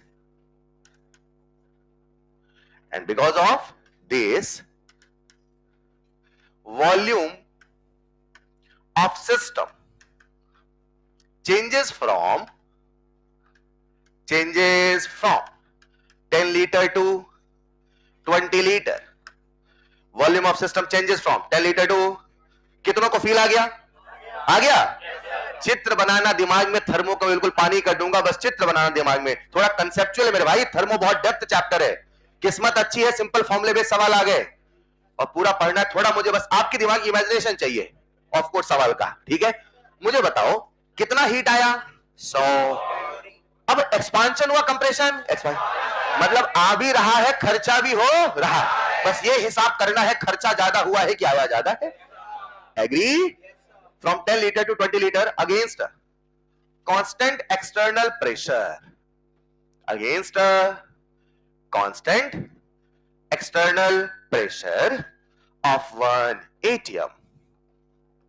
1 atm, then final temperature of the system, final temperature of system, और फिर से वही option increases decreases remains unchanged। तो पहला option increases, दूसरा option decreases, तीसरा ऑप्शन remains unchanged। चौथा ऑप्शन देने की आवश्यकता तो नहीं है? ठीक है, कर डालिए जल्दी से। कितने बच्चों से बनेगा रेजर हैंड? अब आधी जनता परेशान, सर कैलकुलेशन है। लाला कहां कैलकुलेशन है यार? एक मिनट, एनर्जी का हिसाब किताब कौन सा लॉ? फ्लॉट। एनर्जी का हिसाब किताब कौन सा लॉ? फ्लॉट। ऐसे सोचो, एनर्जी का हिसाब किताब कौन सा लॉ? फ्लॉट। और वर्क आते ही एक formula minus P external delta we, दो कंसेप्ट सेट हो गए। एनर्जी का हिसाब किताब फ्लॉट, क्या एनर्जी का हिसाब किताब करना पड़ेगा? आइए देखते हैं। हम सब ने लगाया फॉर्मूला डेल्टा यू बराबर क्यू प्लस डब्ल्यू, हाँ या ना? मैंने कुछ गड़बड़ किया है क्या?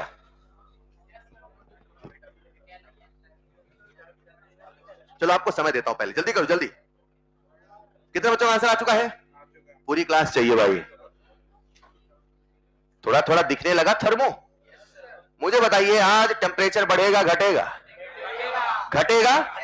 कितने बच्चे कह रहे हैं बढ़ेगा? Raise your hand. सर पूछते कुछ और है, सवाल कुछ और आता है। आपका मैं अलर्टनेस चेक करता हूं, क्विक रिस्पांस चेक करता हूं, ठीक है, तुरंत बदल के। फिलहाल आंसर इज घटेगा। कितने बच्चों का चुका है? और सही जवाब है बढ़ेगा। आया किसी का? अच्छा अच्छा, सही जवाब है घटेगा, ठीक है।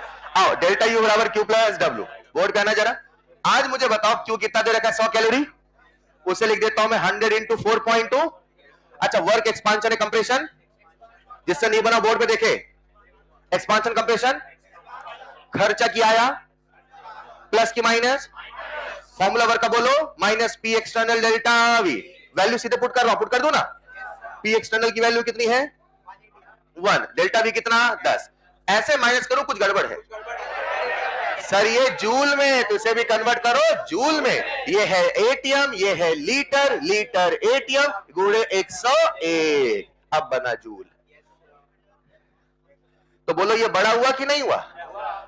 और डेल्टा यू नेगेटिव की positive, cooling effect, heating effect, temperature बढ़ा कि घटा? ये बढ़िया यार, केवल एनर्जी से ही आप फ्रिज बना सकते हैं।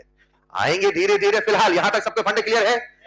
अब सुनो बच्चों, मैंने आपको अभी तक फ्लॉट पढ़ाया। फ्लॉट बोले तो डेल्टा यू बराबर क्यू प्लस, हाँ प्लस माइनस कर लोगे ना। इसी फ्लॉट को हमने अलग अलग प्रोसेस में अप्लाई किया। कहां अप्लाई किया? और कुछ मैजिकल रिजल्ट आए, तो कॉपी में लिखिएगा नेक्स्ट पॉइंट। आगे बढ़ू क्या? एप्लीकेशन ऑफ फ्लॉट सबसे बन गया ना बेटा। Application of FLOT in different processes. Application of FLOT, मुझे आपका भयंकर वाला फील चाहिए, बस ये फील कर लो। अगला फील मैं आपको कराऊंगा एंथैल्पी में, इसे फील करना है। Application of FLOT. आओ अलग अलग प्रोसेस में फ्लॉट लगा के देखते क्या होने वाला है। सब लोग पहले बोर्ड पे देखेंगे, आ जाओ। अब मैं अलग अलग प्रोसेस लूंगा, आइसोथर्मल, आइसोकोरिक, एडियाबैटिक। हेलो, समझ पा रहे हैं क्या? आओ जरा, सबसे पहली प्रोसेस मैं ले रहा हूं आइसोथर्मल। कॉपी मत लिखना, कौन सी प्रोसेस लिया? एक बार आपकी आंखों के सामने चित्र बन जाए, मजा आ जाएगा। कैसा प्रोसेस लिया? आइसोथर्मल का मतलब बताओ? टेम्परेचर कांस्टेंट, मोल भी। रुको, एग्जाम में सवाल आया आइसोथर्मल प्रोसेस में केवल टेम्परेचर कांस्टेंट होना जरूरी है through out the process. Statement true और फॉल्स? ट्रू। आइसोथर्मल की परिभाषा केवल यही है, टेम्परेचर कांस्टेंट होना। हमारा सिलेबस है टेम्परेचर भी कांस्टेंट है, मोल भी कांस्टेंट है। हमारा सिलेबस है, यह परिभाषा नहीं है। आइसोथर्मल की तो एक ही डेफिनेशन है, temperature remains constant through out the process. किसका मतलब है? गुड माने, बैड माने, ये याद है ना? तो वैसे ये भी याद करो ना, आइसोथर्मल का मतलब क्या? अरे आपसे पूछ रहा हूं, घबरा क्यों रहे हो? कमियां छुपाते हैं आप यार, कमियां बताना चाहिए ना।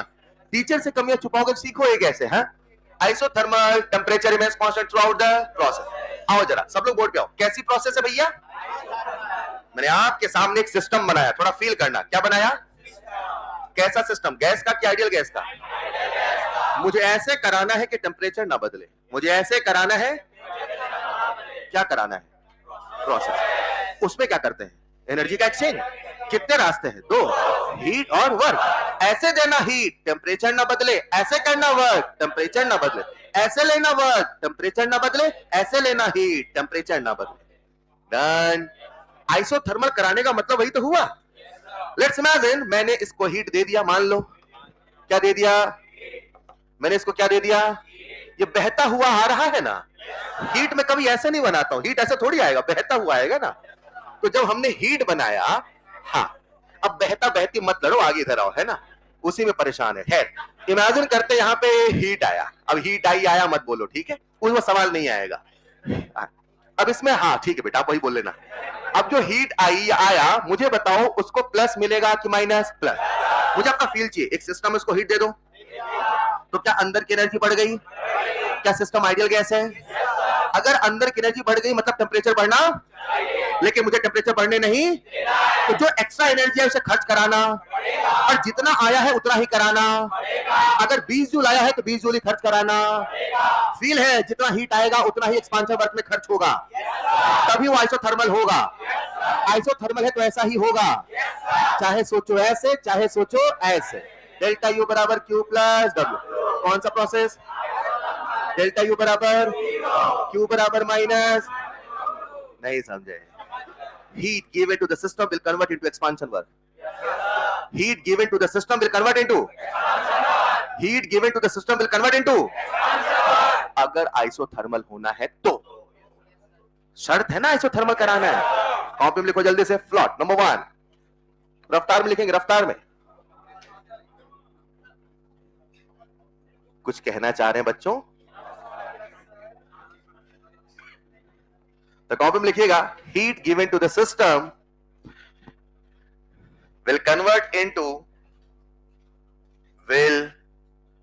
convert into expansion work। एक सवाल पूरी क्लास से पूछना चाहता हूं, पूछ लूं? अगर मुझे आइसोथर्मल प्रोसेस कराना है तो बताइए, बाउंड्री को रिजिड होना पड़ेगा फ्लेक्सिबल, डायथर्मिक की एडियाबैटिक? और जो भूल गए, कंडक्टिंग नॉन कंडक्टिंग याद रह गया। पर्यायवाची भी याद करना है। बाउंड्री मस्ट बी डायथर्मिक और एडियाबैटिक। डायथर्मिक, डायथर्मिक मतलब कंडक्टिंग, एडियाबैटिक मतलब नॉन कंडक्टिंग, इंसुलेटेड। अरे अगर इंसुलेटेड हुआ तो हीट अंदर कैसे जाएगी? हीट आया ना। तो प्यारे बच्चों लिख लेना, बाउंड्री कैसा होना चाहिए? Flexible and diathermic. ये बहुत ही आसान है क्या? आओ ले चलता हूं आपको अगली प्रोसेस में। एक सवाल पूछूं आपसे, पूछ लूं क्या? एक आइडियल गैस के सिस्टम को 100 जूल हीट दिया गया, 100 जूल हीट और 80 जूल रिलीज हुआ, 80 जूल वर्क के रूप में, 100 जूल हीट। अच्छा आधे कहते सर 100 जूल हीट आया तो 80 निकाल दो ना हीट ही। बेटा हीट से ही खेलते रहोगे, वर्क भी तो खेलो। 100 जूल हीट आया, अंदर गर्मी बढ़ गई, आया ना, एक्सपांशन होने लगा, work done by the system हुआ। हीट कितना जूल आया? 100। एक्सपांशन कितना हुआ? तो सवाल ऐसे पूछता है, if system absorb 100 joule and release 80 joule in expansion work, whether the process can be isothermal? It can not B isothermal, impossible है, आइसोथर्मल हो ही नहीं सकता। सिस्टम के अंदर एनर्जी बची है, टेम्परेचर तो बदलेगा ही बदलेगा और बढ़ेगा इवन। एग्री? लिखना जरा, बाउंड्री फ्लेक्सिबल एंड डायथर्मिक। आगे बढ़ूं क्या? अगली प्रोसेस आप सबके सामने प्यारे बच्चों है, वो है आइसोकोरिक। क्या कांस्टेंट है लाला? क्या बात। और मोल तो हमेशा ही कांस्टेंट। चलो आ जाओ, आज थोड़ा सा फील करते हैं, इमेजिन करते हैं हमारे सामने एक सिस्टम है, मान लो कैसी प्रोसेस करानी है। तो बाउंड्री को रिजिड की flexible, no compression no expansion, यानी वर्क होने वाला। तो फिर एनर्जी दोगे तो कैसे दोगे? एनर्जी लोगे तो कैसे लोगे? बाउंड्री मस्ट बी डायथर्मिक और एडियाबैटिक। अगर आइसोकोरिक प्रोसेस कराना है तो रिजिड बाउंड्री होना पड़ेगा, उसे डायथर्मिक होना पड़ेगा। कहीं सबको फील आ रहा है? नहीं आया? अब जो कहने वाला सुनना। चलो चलते फ्लॉट के पास। चले क्या? फ्लॉट में तो अपने को एक ही कंसेप्ट आता है, डेल्टा यू बराबर क्यू प्लस डब्ल्यू। कैसी प्रोसेस है? वॉल्यूम है कांस्टेंट तो वर्क डन है। मैं नहीं कहता हूं दुनिया का हर वर्क है, लेकिन हम जो वर्क पढ़ रहे हैं वो मैकेनिकल वर्क का पीबी वर्क है। हमारा वाला वर्क तो जीरो होगा। हमारा वाला वर्क तो तभी होगा जब एक्सपांशन या कंप्रेशन होगा। वो नहीं होगा तो वर्क भी नहीं होगा। क्या मैं डब्ल्यू बराबर जीरो कह दूं चलेगा? मजा यहां नहीं, मजा यहां आएगा। मैं कह दूं प्यारे बच्चों क्यू बराबर डेल्टा यू, सही है गलत है? सही है गलत है? अब इसे ऐसे नहीं लिखते, इसे ऐसे लिखते हैं। ये हीट नहीं है, ये कोई मामूली हीट नहीं है, ये heat given to the system at constant volume है। रुको, heat given to the system at किसके बराबर? चलेगा? इसको हिंदी इंग्लिश में पढ़ लिया ना। केवल क्यू लिखता तो हीट है, क्यूवी लिखा तो heat given to the system at. आपको कैसे पता given to the system? Plus है। माइनस क्यूवी लिखता तो heat release by the system at constant volume. Agree? Heat intensive की एक्सटेंसिव?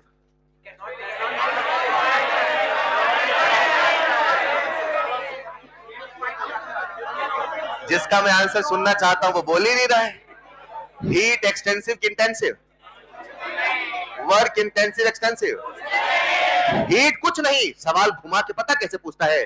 Qv extensive intensive. बच्चा कहता कुछ नहीं, क्यूवी अब कुछ है, क्योंकि क्यूवी क्यू नहीं डेल्टा यू है, और डेल्टा यू एक्सटेंसिव है। हाँ या ना? बारीकी समझ पा रहे हो? पक्का? फिलहाल इसका फील मुझे बताओगे? जितना हीट जाएगा उतना ही एनर्जी बढ़े। आसान है क्या? इंटरनल एनर्जी बढ़ेगा तो टेम्परेचर बढ़ेगा। कॉपी में लिखना पहले इतना, फिर नीचे ऐसे लिखना, जो Q है ना तो extensive, neither extensive nor intensive, लेकिन जो QV है वो एक्सटेंसिव है। सवाल को ध्यान से पढ़ना। जो QV है वो कौन है? एक्सटेंसिव। आसान है। एक बात बताओ, हीट पाथ फंक्शन है कि वर्क फंक्शन? हमारे सिलेबस में दो ही तो पाथ फंक्शन है, एक है Q, एक है W। एक है Q, कौन है दोनों? और बाकी सारे? अभी जो पढ़ा, जो नहीं पढ़ा, P, V, T, E, H, फलाना ढिमकाना, सब स्टेट फंक्शन। केवल दो ही पाथ फंक्शन है, दिमाग में जोरी मत देना। एक है हीट। सवाल आता है वो कौन सा प्रोसेस है? वो कौन सा? वो कौन सा? जिसमें हीट स्टेट फंक्शन बन जाता है। गलत। हीट कभी स्टेट फंक्शन बनता नहीं है। वो पाथ फंक्शन था, वो पाथ फंक्शन है, वो पाथ फंक्शन रहेगा, but in this situation it behave like state function. बनना अलग है, बिहेव होना अलग है। सवाल ध्यान से पढ़ना है। नहीं समझे? लिखना next point. Heat, heat at constant volume QV behave like state function.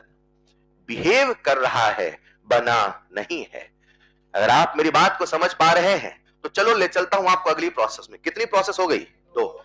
एक है आइसोथर्मल, एक है आइसोकोरिक। में बाउंड्री कैसा होना चाहिए? देख के बताया तो मजा। आइसोकोरिक बोला तुरंत वॉल्यूम कांस्टेंट हो गया, बाउंड्री मस्ट बी रिजिड। तो जब हम बॉम्ब कैलोरीमीटर लेते हैं, क्या लेते हैं? उसकी वॉल्यूम कांस्टेंट होता है, उसकी बाउंड्री रिजिड होता है, उसमें जो भी हीट का एक्सचेंज होता है वही डेल्टा यू के बराबर होता है। तो लोग क्या करते हैं? इंस्ट्रूमेंट से, थर्मोमीटर से हीट पढ़ लेते हैं और फिर वहां से उसको इंटेंसिटी के बराबर बता देते हैं। चलेगा? कितने प्रोसेस हो गई? दो। चलो चलते अगली प्रोसेस लिखना, एडियाबैटिक प्रोसेस। लिखिएगा नेक्स्ट पॉइंट, एडियाबैटिक प्रोसेस। नहीं, मेरा मन पहले एडियाबैटिक का बेटा। Adiabatic process. एडियाबैटिक में क्या जीरो होगा? हीट जीरो की हीट एक्सचेंज जीरो। उसे मैथ की भाषा में कैसे लिखते हैं? Q बराबर जीरो। इसे कैसे पढ़ोगे? हीट जीरो नहीं, हीट एक्सचेंज जीरो। ठीक है, और मोल तो हमेशा कांस्टेंट था, है, रहेगा। चलेगा बच्चों? एक मिनट, कैसी प्रोसेस करानी है एडियाबैटिक? तो एक सवाल पूरी क्लास से पूछता हूं, अगर एडियाबैटिक कराना है तो हमारा जो सिस्टम है उसमें हीट का एक्सचेंज नहीं होना, मतलब बाउंड्री को होना पड़ेगा कंडक्टिंग, बाउंड्री को नॉन कंडक्टिंग होना, इंसुलेटेड होना। मैंने लगा दिया इंसुलेटर। क्या लगा दिया? तो हो गया इंसुलेशन। क्या हो गया? इंसुलेशन। न हीट आएगी न हीट जाएगी। चलेगा? अब मुझे एक बात बताओ प्यारे बच्चों, अगर मुझे इसमें कोई कार्यक्रम करना है तो हीट का रास्ता तो बंद, कौन सा रास्ता खुला? चलेगा? On the system. ये क्या है? पक्का? पहले देखता हूं आपको फील है कि नहीं, फिर तो लिखवा ही दूंगा। वर्क ऑन द सिस्टम, पहले फील कर लो। Work on the system. बताओ सिस्टम का टेम्परेचर बढ़ेगा घटेगा? कितने बच्चे कह रहे बढ़ेगा? जो है कैसे बता दिया आपने? सर आपने जो एनर्जी दिया अंदर जाके स्टोर हो गया, बाहर खर्च ही नहीं होने दिया आपने। खर्च होने का रास्ता तो बंद कर रखा है ना। Compression work will result into heating effect in adiabatic process.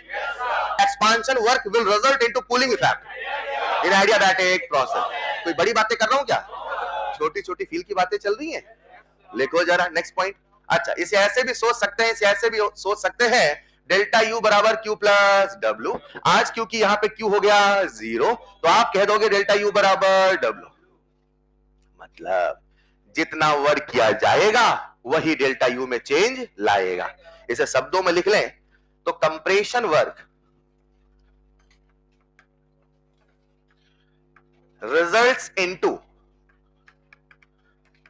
Increase in temperature यानी हीटिंग इफेक्ट। बच्चों सो गए क्या? Expansion work results into decrease in temperature यानी कूलिंग इफेक्ट। आसान है क्या? एक बार एग्जाम में सवाल आया, वो कौन सा प्रोसेस है जब वर्क स्टेट फंक्शन बन गया? जो पाथ फंक्शन था वो पाथ फंक्शन है, वो पाथ फंक्शन रहेगा। Under some situation they behave like जानवर, इंसान सम टाइम बिहेव लाइक। समझ पा रहे हैं क्या? वो इंसान था तो है और रहेगा, but some time behave like animal. आया ना? कहने का मतलब क्या है प्यारे बच्चों, आप सबका ध्यान चाहिए। ये जो प्रोसेस है इसमें वर्क स्टेट फंक्शन बना कि स्टेट फंक्शन से बिहेव कर रहा है, बिहेव कर रहा है। तो लिख रहे हैं ना, in adiabatic process work behave like, work behave like state function. ये तो बहुत ही आसान है क्या? एक सवाल पूरी क्लास से पूछ लो। अगर हमने पानी को एक ऐसी बोतल में रखा जिसकी वॉल इंसुलेटेड है, यहीं पे कमी है। आपने बस शब्दों को सुना, मैं जानबूझ के धीरे बोल रहा हूं ताकि आप उसकी इमेज बनाओ। हमने पानी को एक ऐसी बोतल में रखा जिसकी वॉल इंसुलेटेड है। हमने पानी को एक ऐसी जिसकी वॉल, अरे लाला, इस थर्मस में रखा। ठीक है, बस मैंने वॉल इंसुलेटेड बोला है, रिजिड नहीं बोला है। बस मैंने वॉल रिजिड। तो सवाल आता है, क्या इस पानी का टेम्परेचर किसी तरीके से बढ़ाया जा सकता है? हाँ ये सच है, हम आइडियल गैस पढ़ते हैं। हाँ ये सच है, हम आइडियल कंसेप्ट ऐसे के तैसे बिल्कुल सेम डिक्टो रियल में अप्लाई होते हैं। हाँ एफिशिएंसी उतनी नहीं होती। अगर आज यहां पे 100 जूल हीट देने से 5 डिग्री सेल्सियस बढ़ेगा, अगर आज यहां पे 100 जूल वर्क करने से देने से 5 डिग्री सेल्सियस, तो पानी के केस में 5 नहीं बढ़ेगा, 0.1 बढ़ेगा, मगर बढ़ेगा जरूर। तो व्हाट आई वांट टू से, बिना गैस में रखे भी पानी को थर्मस फ्लास्क में रख कर कंप्रेशन कर करके उबाला जा सकता है 25-30 साल में। नहीं समझे। पानी को थर्मस फ्लास्क में रखकर कंप्रेशन करके भी कंप्रेशन करोगे तो वर्क डन ऑन द निकलने का रास्ता, तो जो अंदर हीट जाएगा वो तो टेम्परेचर बढ़ाएगा। हाँ आइडियल होता तो इफेक्टिव ज्यादा होता, रियल है इफेक्टिव नहीं है, तो ठीक है अपने पास भी तो 50 साल का समय है, कर लेंगे आराम से गर्म पानी। हाँ या ना, समझ पाए मेरी बात को? आओ प्यारे बच्चों चलते हैं नेक्स्ट स्लाइड में। कितनी प्रोसेस हो गई थी? आइसोथर्मल, आइसोकोरिक, एडियाबैटिक, अपनी बेल हुई है क्या? कॉपी में लिखेगा next point cyclic process. Cyclic process, अरे आओ ना थोड़ा बोर्ड पे। साइक्लिक प्रोसेस समझते हैं? जब इनिशियल और फाइनल कंडीशन हो जाए सेम, इनिशियल और फाइनल कंडीशन हो जाए, बच्चा रट के जाता है। बच्चा रट के, इनिशियल फाइनल कंडीशन सेम होगा तो वही साइक्लिक प्रोसेस होगा। एग्जाम में सवाल कुछ ऐसे आता है, बोर्ड पे देखो, ये था ए, ये है बी, सिस्टम ए से चला बी से फिर आ गया ए पे, कहां गया? बताओ क्या इनिशियल फाइनल सेम है? नहीं। अच्छा हल्का सा थोड़ा नीचे आ गया है ना? अरे परफेक्ट सर्कल बनाऊं क्या? समय नहीं इतना। हाँ यार मान लो प्यारे बच्चों पूरा का पूरा परफेक्ट सर्कल है, मान लो ये साइक्लिक प्रोसेस है कि नहीं है? कंसेप्ट क्यों साइक्लिक है? इनिशियल फाइनल से सेट हुआ, इतना हुआ ना। आओ अगला ग्राफ बना रहा हूं, आपके सामने लिखा पीवी और कुछ ऐसे मैंने ग्राफ बनाया, ए से गया बी, बी से गया सी, सी से गया डी, एरो से बना दिया। Initial condition B C D, क्या ये साइक्लिक प्रोसेस है? साइक्लिक प्रोसेस है। अब अगला सवाल ऐसे आया, पीवी एक डॉट, क्या ये साइक्लिक प्रोसेस है? क्यों? इनिशियल कंडीशन भी वही है, फाइनल भी वही है। हाँ इनिशियल फाइनल कंडीशन सेम नहीं होना चाहिए, कुछ होने के बाद सेम होना चाहिए। जो कभी हुआ ही नहीं उसमें क्या साइक्लिक प्रोसेस हुआ? अरे ए से बी बनता, बी से ए बनता, तब ना हम कहते स्टेट सेम है। ये साइक्लिक प्रोसेस है, ये साइक्लिक प्रोसेस है, ये साइक्लिक प्रोसेस नहीं है, क्योंकि पॉइंट केवल ए है। अरे कुछ हुआ ही नहीं तो कहां से प्रोसेस हुआ ना यार? नहीं समझे? कहानी में ट्विस्ट कहां सुनिएगा। क्या ये साइक्लिक प्रोसेस है? अरे थक गए क्या यार, आप थर्मो पढ़ रहे हैं। अगर ये साइक्लिक प्रोसेस है तो मुझे बताओ साइक्लिक प्रोसेस के लिए, साइक्लिक इसमें केमिस्ट्री को शब्द सुनाई नहीं देते, मोलैलिटी, मोलैलिटी अलग ही दुनिया चलती है ना? हेलो, तभी तो कहते हैं थर्मो ना केमिस्ट्री का ना फिजिक्स का, थर्मो साइंस का है। किसका है? साइंस का। तो अगर ये साइक्लिक प्रोसेस है, अगर ये साइक्लिक प्रोसेस है तो जो स्टेट फंक्शन होगी उनकी वैल्यू सेम होगी। क्या इंटरनल एनर्जी स्टेट फंक्शन है? यहां था U1 dot dot dot dot, यहां होगा U1, तो डेल्टा U बराबर 0। पक्का? In any cyclic process any state function, मेरे शब्दों को सुनना, in any cyclic any state function will be 0। गलत। In any cyclic process change in state function will be 0। Entropy में इतने में ही सवाल आए हैं, मैं आपसे मजाक नहीं कर रहा हूं। चेंज है कि नहीं है, बच्चा उसमें गलत करके आ रहा। चेंज कब है, स्टेट फंक्शन कब है, समझो। U 0 नहीं हुआ, डेल्टा U 0 हुआ, और डेल्टा U का मतलब है change in internal energy. Agree और नॉट? मैं आपको बता दूं, फिजिक्स की थर्मो में आपको पीवी डायग्राम के डिटेल सवाल कराए जाते हैं, हम केमिकल थर्मो में नहीं पढ़ते। बस बता रहा हूं कि अगर ऐसा है तो आपको सोचना क्या है। लेकिन जो ये डायग्राम है वो सब कहां पढ़ाते हैं? फिजिक्स में। फिजिक्स में डिटेल पीवी डायग्राम के सवाल कराते हैं, अगर आपको थोड़ा बहुत कुछ पुराना याद हो। हम केमिस्ट्री में इसे पढ़ाते हैं। क्लियर? तो प्यारे बच्चों, अगर डेल्टा यू, चलो चलते हैं फ्लॉट के पास, चले क्या? फ्लॉट का फॉर्मूला बोलो, डेल्टा यू बराबर क्यू प्लस, क्या 0 होगा? Delta U. तो मैं कह सकता हूं, यहां से नीचे लिख रहा हूं, क्यू बराबर माइनस डब्ल्यू। क्यू बराबर, लिख ले जरा, और वहां लिख देना हो सके तो साइड में, PV diagram detail discussion physics. जब भी पढ़ेंगे तो पढ़ेंगे। हाँ, अपनी केमिस्ट्री में केवल एक बार सवाल आया था, तो उसे भी बच्चों ने, वो एडियाबैटिक का था, ग्राफ वाला, रिवर्सिबल का, तो उसे भी बच्चों ने फिजिक्स वाले कंसेप्ट से ही करा था। और कभी भी ऐसा सवाल नहीं है, आएगा, वो हम जब डिस्कस करेंगे तो बताऊंगा। फिलहाल पीवी डायग्राम की सारी कहानी कहां पढ़ते हैं आप लोग? फिजिक्स में। Is this clear? चलो प्यारे बच्चों, आइसोथर्मल हो गया, आइसोकोरिक हो गया, हाँ या ना? एडियाबैटिक हो गया सर, कोई एक प्रोसेस बच रही है क्या? आइसोबैरिक। लिखना जरा नेक्स्ट पॉइंट, आइसोबैरिक प्रोसेस कुछ जादू होने वाला है। जानबूझ के उसे लास्ट में बचाया। आइसोबैरिक प्रोसेस, अरे हम कैलकुलेट क्या कर रहे हैं? Delta U. तो डेल्टा यू कैलकुलेट करने के लिए हमने क्या पढ़ना शुरू किया? लॉ। अभी कौन सा लॉ पढ़ रहे हैं? फ्लॉट। फ्लॉट क्या है? एनर्जी कंजर्वेशन का नियम, एनर्जी का हिसाब किताब। डेल्टा यू बराबर क्यू प्लस डब्ल्यू। नहीं समझे? कॉपी में लिखिएगा नेक्स्ट पॉइंट, आइसोबैरिक प्रोसेस।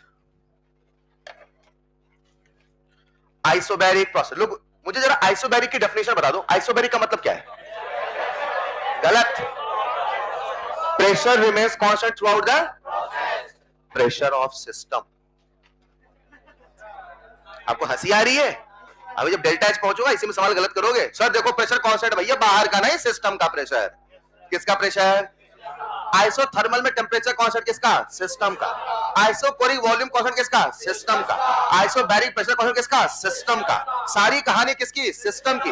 हमारा फोकस कौन है? सिस्टम। आज मैं बात कर रहा हूं आपसे आइसोबैरिक प्रोसेस की, राइट? जरा सब लोग बोर्ड पे आना। अगर आइसोबैरिक प्रोसेस है तो बताओ प्रेशर कांस्टेंट है कि नहीं है? अरे आप थक गए यार बच्चों। प्रेशर कांस्टेंट है और मोल भी कांस्टेंट है, हाँ या ना? मुझे लगा लड़के थकते नहीं आइए जरा। अब मुझे बताओ प्यारे बच्चों, इधर आओ। अगर आइसोबैरिक है तो प्रेशर कांस्टेंट है। चलो लगाते हैं फ्लॉट। क्या लगाते हैं? मैंने कहा डेल्टा यू बराबर क्यू प्लस, आ जाओ ना। एक मिनट, आज कैसा प्रेशर है? कैसा प्रेशर है? मतलब आज मैं इसे सिंपल क्यू नहीं लिखूं, इसे लिखूंगा क्यूपी। क्या लिखूंगा? मतलब heat at constant pressure, qv heat at constant volume. चलेगा? चलो अच्छा, ये डब्ल्यू है क्या? इसे जीरो कर दूं क्या? इसे जीरो कर दूं क्या? इसे जीरो कर दूं? आज कुछ भी जीरो होने वाला नहीं है। यहां से कंसेप्ट आया डेल्टा यू बराबर क्यूपी, और यहां मैंने वर्क का फॉर्मूला लिखा। वर्क का फॉर्मूला होता है माइनस पी डेल्टा वी। आप सब अच्छे जानते हैं पी एक्स्ट्रा डेल्टा वी। बोलो आया ना? आया ना? सर पी एक्सटर्नल है तो सिस्टम का कैसे हुआ? अगर सिस्टम हो रहा है ओपन कंटेनर में, रिएक्शन हो रहा है open chemical reaction, open open मैंने आइसोबैरिक लिखाया था। तो अगर ओपन कंटेनर है, खुला बर्तन, जो बाहर का प्रेशर वही, हाँ या ना? अब सुना ध्यान से, मैंने लिखा QP minus P delta V, यहां तक ओके? इसको उधर ले जाऊं। जब मैं उधर ले गया तो प्यारे बच्चों ये बना क्यूपी बराबर delta U plus P delta V. यहां तक ओके?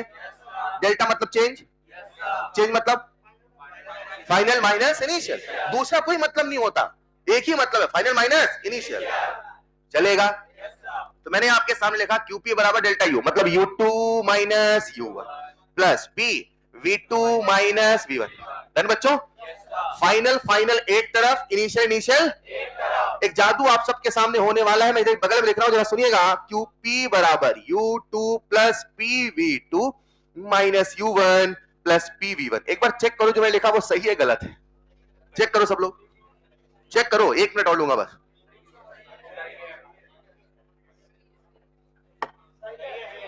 सही है? 2 न्यूटन प्लस 2 न्यूटन। अरे सोच पड़ गया, हम कैसे बताएं? 2 Newton plus 2 Newton, 2 ATM plus 2 ATM, 2 joule plus 2 joule, 10 joule minus 4 joule. ये क्या है? एनर्जी नहीं, हीट। एनर्जी के न जाने कितने रूप है, असली वाला नाम बताओ ना इसका, क्या है ये भी है heat.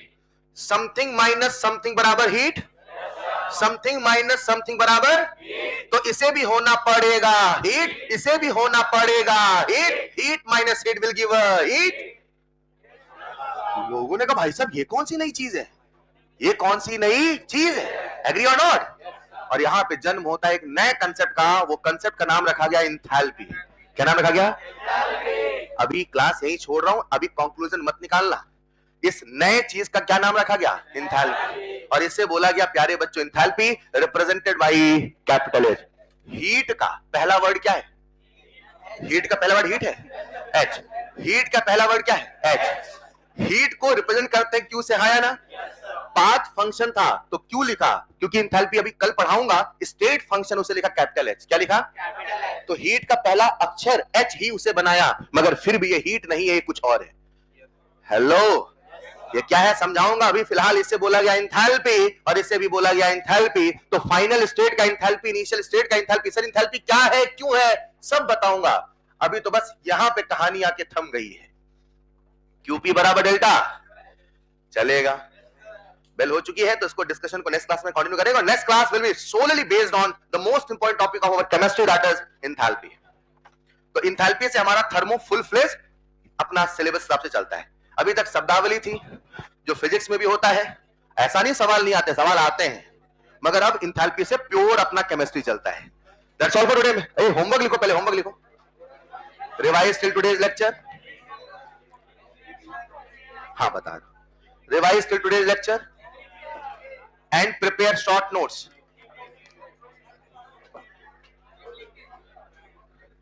And prepare short notes. Module का एक्सरसाइज 1 सवाल नहीं करोगे तो थर्मो पढ़ना किसी काम का नहीं बेटा, आपसे कह रहा हूं, सवाल करेंगे। एक्सरसाइज 1 to 7 मैं क्लास में डिस्कस करूंगा क्योंकि थ्योरी के सवाल है। 1 से 7 डिस्कशन करूंगा कल ही क्लास में। हाँ टेस्ट में आएगा बिल्कुल। एक्सरसाइज 1 to 7 ठीक है। नीट टेस्ट की बात कर रहा था मैं। That's all for today. मिलते हैं इस क्लास में। Thank you so much.